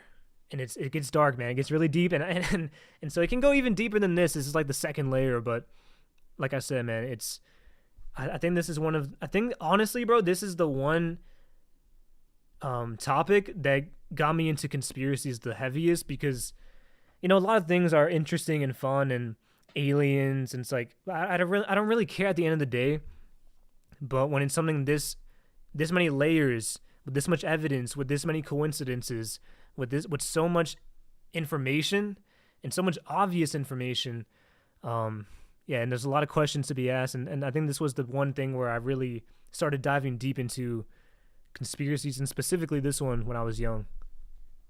Yeah, and look, I'll ask you, Preach, and I'll ask the chat. When it comes to us going to war with Afghanistan, Iraq, possibly Iran, right? We all talk about like, okay, that event happened, so we need to go war with all these countries, go have problems in the Middle East. My question to you guys is, who is the one and only person or the one and only country that benefits from that? That's my question. You don't even have to answer it in chat. I just want you to think about that. There's only one country that benefits from that, and it's not the US. And that's how I'll close my topic. Listen, bro. The thing is, it seems the U.S. is willing to go to war with anyone in the Middle East, except for one group. And so, yeah, I mean, there's definitely some kind of corruption at that level from that side. But going back to George Bush, it's like, I don't know if you know, have you heard of the Skull and Bones group? Oh, I was hoping you would mention that. And it's interesting, we talk about Bill Gates and he has Nazi roots with his family specifically.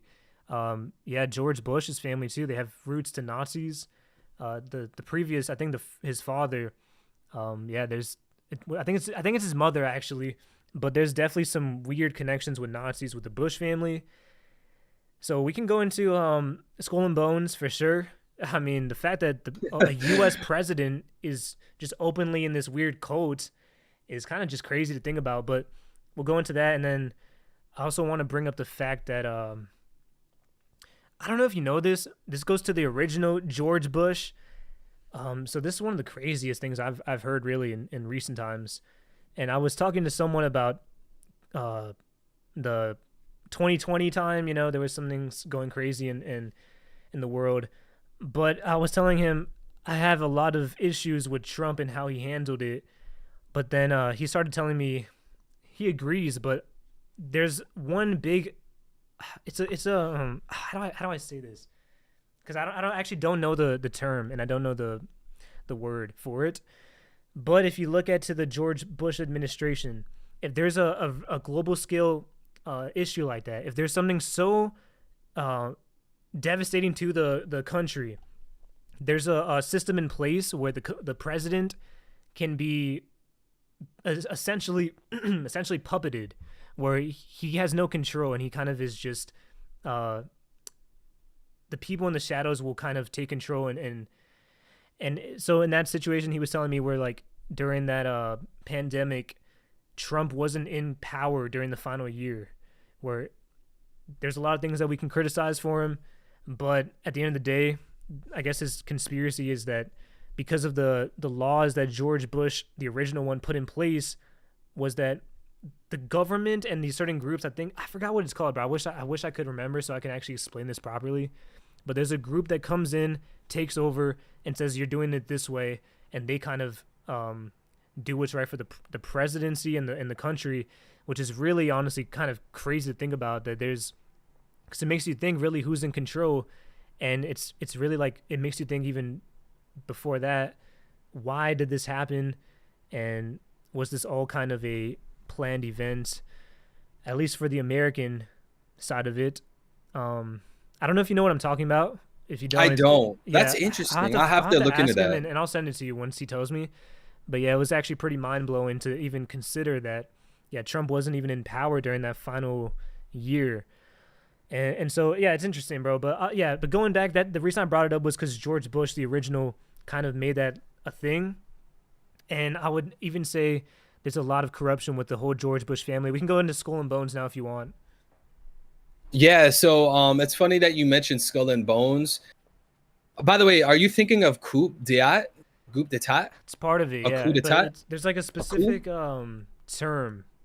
Presidential Succession Act? I don't. Here, let me just text him and he'll probably send it to me. But yeah, we'll come back to it. Yeah. Yeah. So on Skull and Bones, it's funny that you mentioned that one because I posted a video earlier today about my opinion. I don't think JD Vance should be vice president. We won't get into the politics, but in that video, I specifically mentioned how was actually a member of Skull and Bones. Oh, Like really? it's not, yeah, so it's not even just George Bush. It's probably a bunch of these vice presidents, all these politicians are all in Skull and Bones. Not all, but a lot of them are in Skull and Bones. Okay, because I don't remember everything, but does it have like ties to Freemasonry, or it's like something similar, right? Yeah, it's something similar. So Skull and Bones is a secret society. People actually located it before. There's pictures. You could go look it up on Google. But it's a really secretive society. They do all these dark rituals. They're in the dark arts. And one of the things that leaked about them, this is going to sound ridiculous and crazy, probably not even believable, but one of the rituals that members of Skull and Bones do is they get into a box that you usually go into, like when you pass away, and they touch parts of themselves.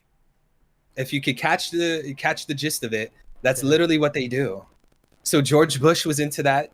JD Vance is into that, among who knows how many other people. I'm telling you, all these dark, twisted, secret societies, we got to stay away from them, man. Like, it's just evil. It's corrupt. It's nasty.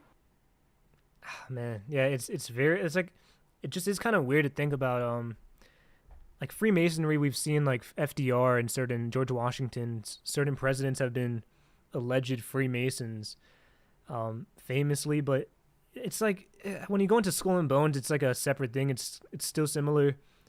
It just is kind of wild to think about, bro. Like, because they say, oh, like I guess the excuse would be it's like a college, like a fraternity.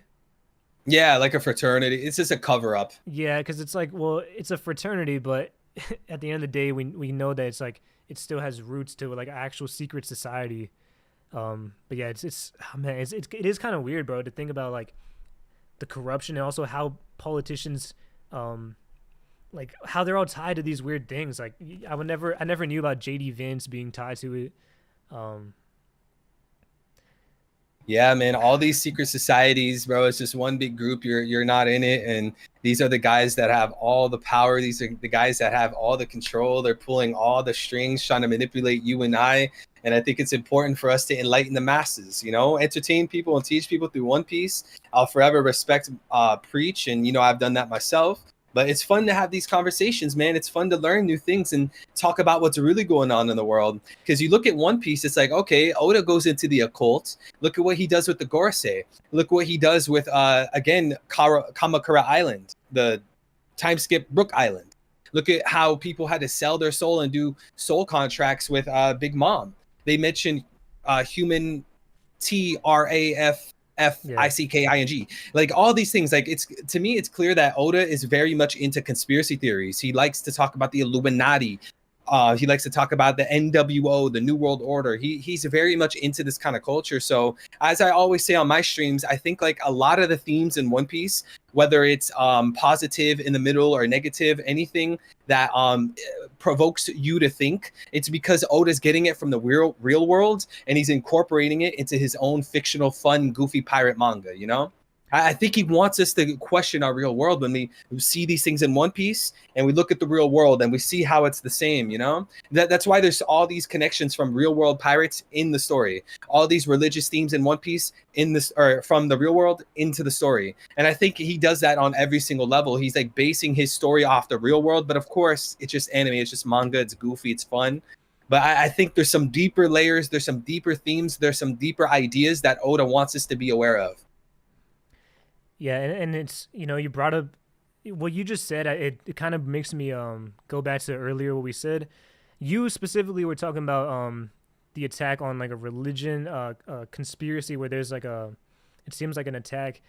And I think the interesting part is, I kind of agree now that I'm thinking about it more deeply. It's like I said, guys, I'm not religious. I'm not like trying to promote religion here, but the thing is, it kind of does make sense when you really look at, excuse me. So every single of the elites, right? When you look at like more and more people are starting to doubt religion, they're starting to become atheist, or they're starting to kind of fall out of even believing in some kind of sense of God. And like I said, I believe in God, but it's just I've never really found a religion. I wasn't raised really like that. So, but anyways, my main point is that when you look at the elites, and all of them believe in some god, they all have rituals, they all worship supernatural, and they're all into the occult. A lot of these billionaires, there's like a lot of, it's like, it's not, you don't need to be into all this stuff to become rich, but there's like different levels of it, and there's different tiers of it. And when you get into the higher tiers, you see all these people, they all believe it, but like their agenda is to push it and to say it's not real. And so it's kind of interesting because it seems like the most successful people are so strong in some sense of spirituality in some sense. Bro, I'm learning stuff from you today, man. I never even thought of it like that. That's wow. So these guys are into the occult. They're all praying to these idols and doing all these things, but then they want us to not be religious. Yeah, That's just like being a hypocrite. I never thought of it like that. Because I the first time I started thinking about that was with Freemasonry. Before I was really looking into it, and I was thinking like, all these people, with the one requirement is they have to believe in some kind of god. It doesn't matter which one, but they have to be worshiping in some way. And so it's like interesting when you really think about like even with the Jews, they have their own religion. When it comes to satanic rituals, it's their own occult practices, their own worship. So it's like really all across the board, the richest people, the most powerful people, they're very spiritual. And so it's kind of interesting because you see like now it's becoming a movement of people saying more and more recently, God isn't real, religion is kind of nonsense, it's BS. And I would really like to question people and for them to at least just sit down and think, well, what about the most powerful people? What about the most successful minds? What they all have in common that they believe in some sort of religion. It might not be what you agree on. It might be evil even. It might be Satanist or whatever. It could be something very bad. But at the end of the day, like I don't know if you know this too with Freemasonry. A lot of people who are Freemasons, they're not. Some of them are not Christians, but a majority of, or like I don't know if it's a majority, but many Freemasonries when they die, they confess and they repent, and on like when they're right before they're about to die, and they go to Christianity. So it's like it's very interesting that when you look at the high class elites, that they all believe in this. And it seems like a lot more people at the low class that are kind of brainwashed or propagandized to are being kind of sold a reality of we should just abandon religion. Yeah, man, I think it's when you abandon religion, then you're gonna have to find something to worship. If you could worship a music artist, guess what? They just made album sales and now they're making ticket sales. Maybe you don't go towards a music artist and now you worship the president, so now you're helping fund his campaign. You know, it's all a means to have people controlled and to have them worship someone else for the sake of money. And, you know, just like what we were saying about China, maybe China doesn't have like these deep religious ties. That way, people worship the state, and like their idea of God is the state. And that's not any disrespect towards China. Love China, but you know, this is just how I think the elites operate. So, you know, they don't want us worshiping Jesus Christ. They want us turning the other eye and worshiping Joe Biden and Donald Trump and George Bush and King Vaughn and all these other people that they can make money off of. They don't want us turning to God. And, you know, there's actually a lot of scientists, biologists, cosmologists, a lot of notable people who went to school and researched for decades of their life who turned to God because they noticed, like, why is the universe working this way? Why are there patterns everywhere? Why is everything so perfectly synced? A lot of scientists have actually went from atheist to Christianity, or like atheist to Islam, or atheist towards Judaism, whatever the case might be. So I think there's something to think about there. There's something to talk about with that kind of lens, you know? Yeah, and at the end of the day, bro, it's like we're talking about these different things. We're looking into the elites. And what I say is, like, you should at least, you know, you don't have to follow every single thing they do, but you should at least be informed. And like I said, even with this, it's interesting. You can learn so much from them. You don't have to do everything their way. Sometimes it's evil. But at the end of the day, they are very connected with power and knowledge. They know a lot of stuff that the average person has no clue of.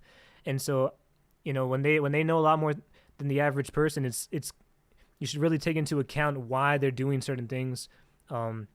Like, have you ever seen the Nancy Pelosi thing where people are like just they're investing their stocks into the same things that she does? Yeah, because like, she does all the inside trading. Yeah, so it's like you can learn a lot from just having knowledge and studying the elites. So I encourage people to just be open-minded on certain things. Even when it comes to religion, I'm not trying to promote a certain religion, but it's just something to ask yourself, because why would all the politicians, all the celebrities, deep down, they all believe in these things. All the athletes, they don't talk about it that much. Some do. I mean, there's some, I know there's like the Texans quarterback, he talks about it, but some just stay silent. And I don't know, Kanye, he even said, like, you know, there's that famous line where he said you could rap about anything except for Jesus. Yeah. It's like there's definitely some kind of there's some kind of knowledge and importance to religion and spirituality that does seem to be kind of shunned away from in the modern time. I think a lot of it has to do with they want to push a certain narrative.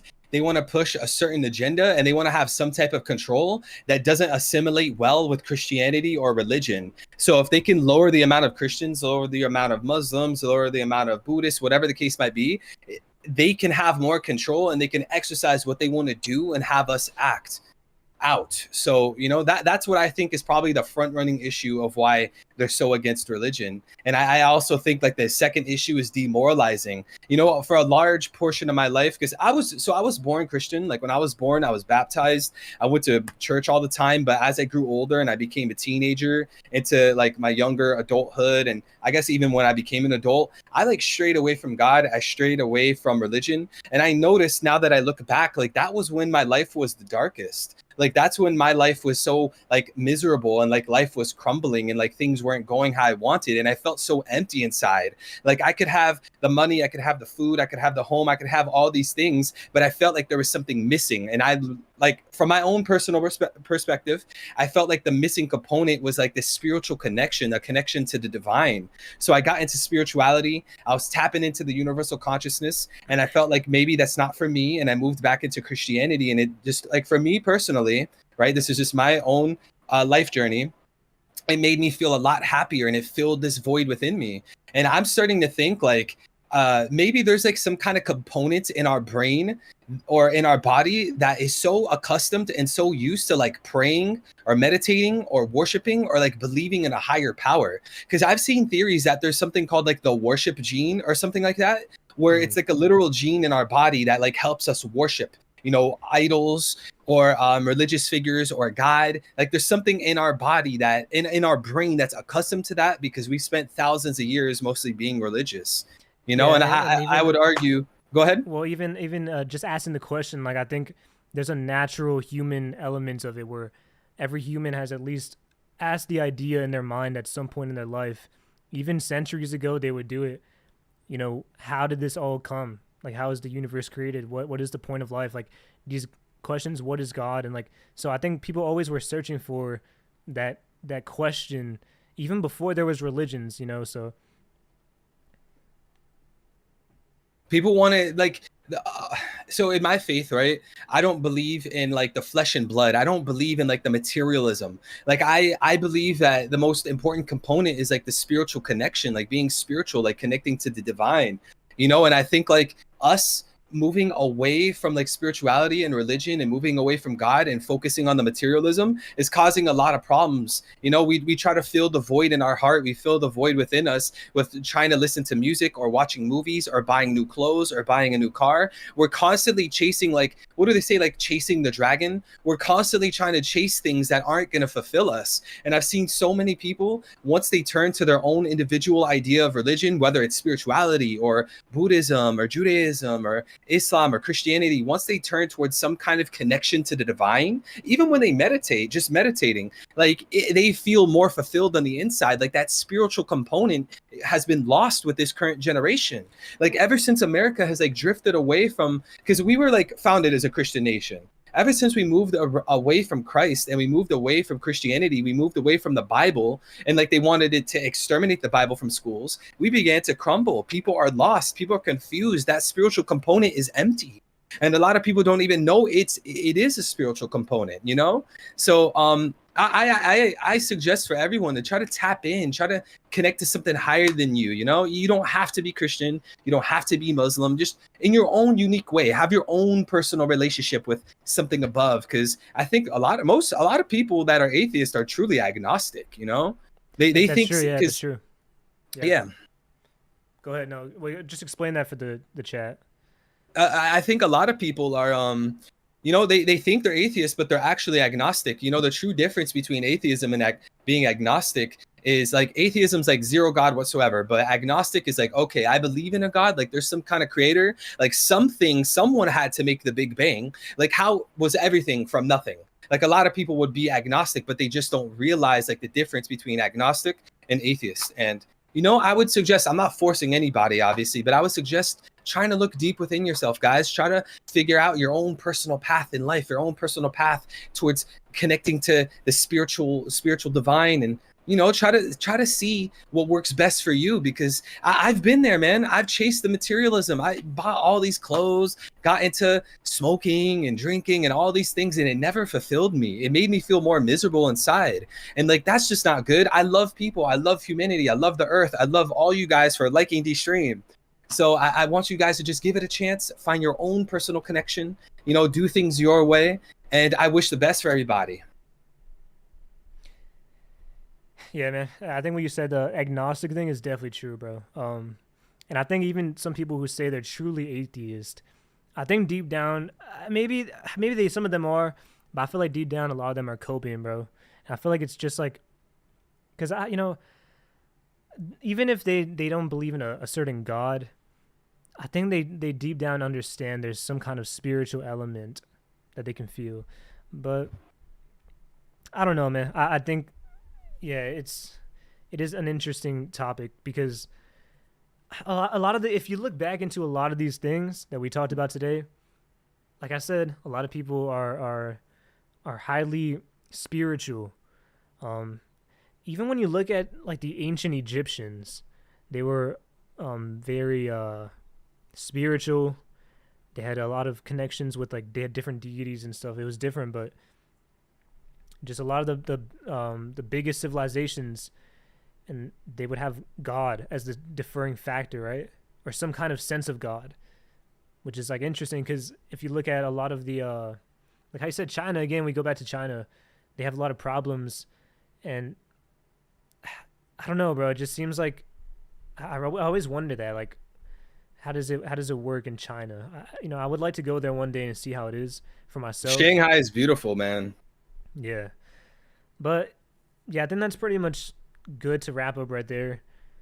Just like kind of food for thought for the chat. Like just think about these things because like I said, the elites, bro, they got they got a lot of knowledge, and they're all in these secret societies sharing knowledge with some of the most informed people on certain things, and they're somehow obsessed with these things, spirituality and like occult knowledge. So it makes you wonder why they're so obsessed with it. Why is it the main thing? But yeah, it was a dope stream, bro. This is like honestly the craziest stream I've. Like I said, I've never talked about religion or politics or any of this stuff in my streams. I'm not really like a highly political or religious person, but it's just honestly, bro, these conversations are fun to have every now and then. It was just a fun convo, bro. I'm happy you came on, and hopefully we'll do this again in the future. If there's anything you want to talk about, just let me know. And yeah, it was a good dope stream, bro. Leave a like. Make sure you go subscribe to his channel. You got any final last words? My final last words is again, Preach. Thank you so much putting me on. Put me on to the show. I greatly appreciate it. You've always been a real one. You're a great person. I wish you the utmost success. And I can't thank you enough. This is one of the funnest streams I've had in a very, very long time. Just, getting to have all these conversations, man. It's really fun. It's intriguing. It fulfills me because we all love One Piece, man. I'll always love One Piece. But having these conversations, it feels so fulfilling for me too. And, just diving into these topics, talking about the secrets of the world and the occult and the secret societies. It's just so fun to me, So this has been a dope stream. I can't thank you enough, Preach, as well as the chat. Guys that like the stream for the boy. Make sure you guys subscribe, hit the notification bell so you guys don't miss any of his streams, posts, videos. Please support him on behalf of me. And I hope everyone has a nice morning, day, or night, wherever you guys are. You guys are amazing. Thank you for super chatting, the memberships, everything that you guys have done to support him in the stream. I can't thank you enough. We got to do this again. This was very, very fun. Yeah, Thank you. Me and you started with theories, so I feel like it's kind of, even though it's not a typical stream that we would do, I feel like it has enough similar appeal where like it's still conspiracy theories at the end of the day, whether it's One Piece or the real world has a lot of interesting mysteries. So, but yeah, we'll catch you guys next time, and like I said, go subscribe to his new channel if you want more theories. Subscribe to my new channel, guys, at Eddie X Mankata on all platforms: YouTube, Instagram, TikTok, Twitter. I suggest Twitter, but support me. Shameless plug. Thank you, guys. Have a nice morning, day, Wait, and night. Hold on. 43% reptilians exist. No way.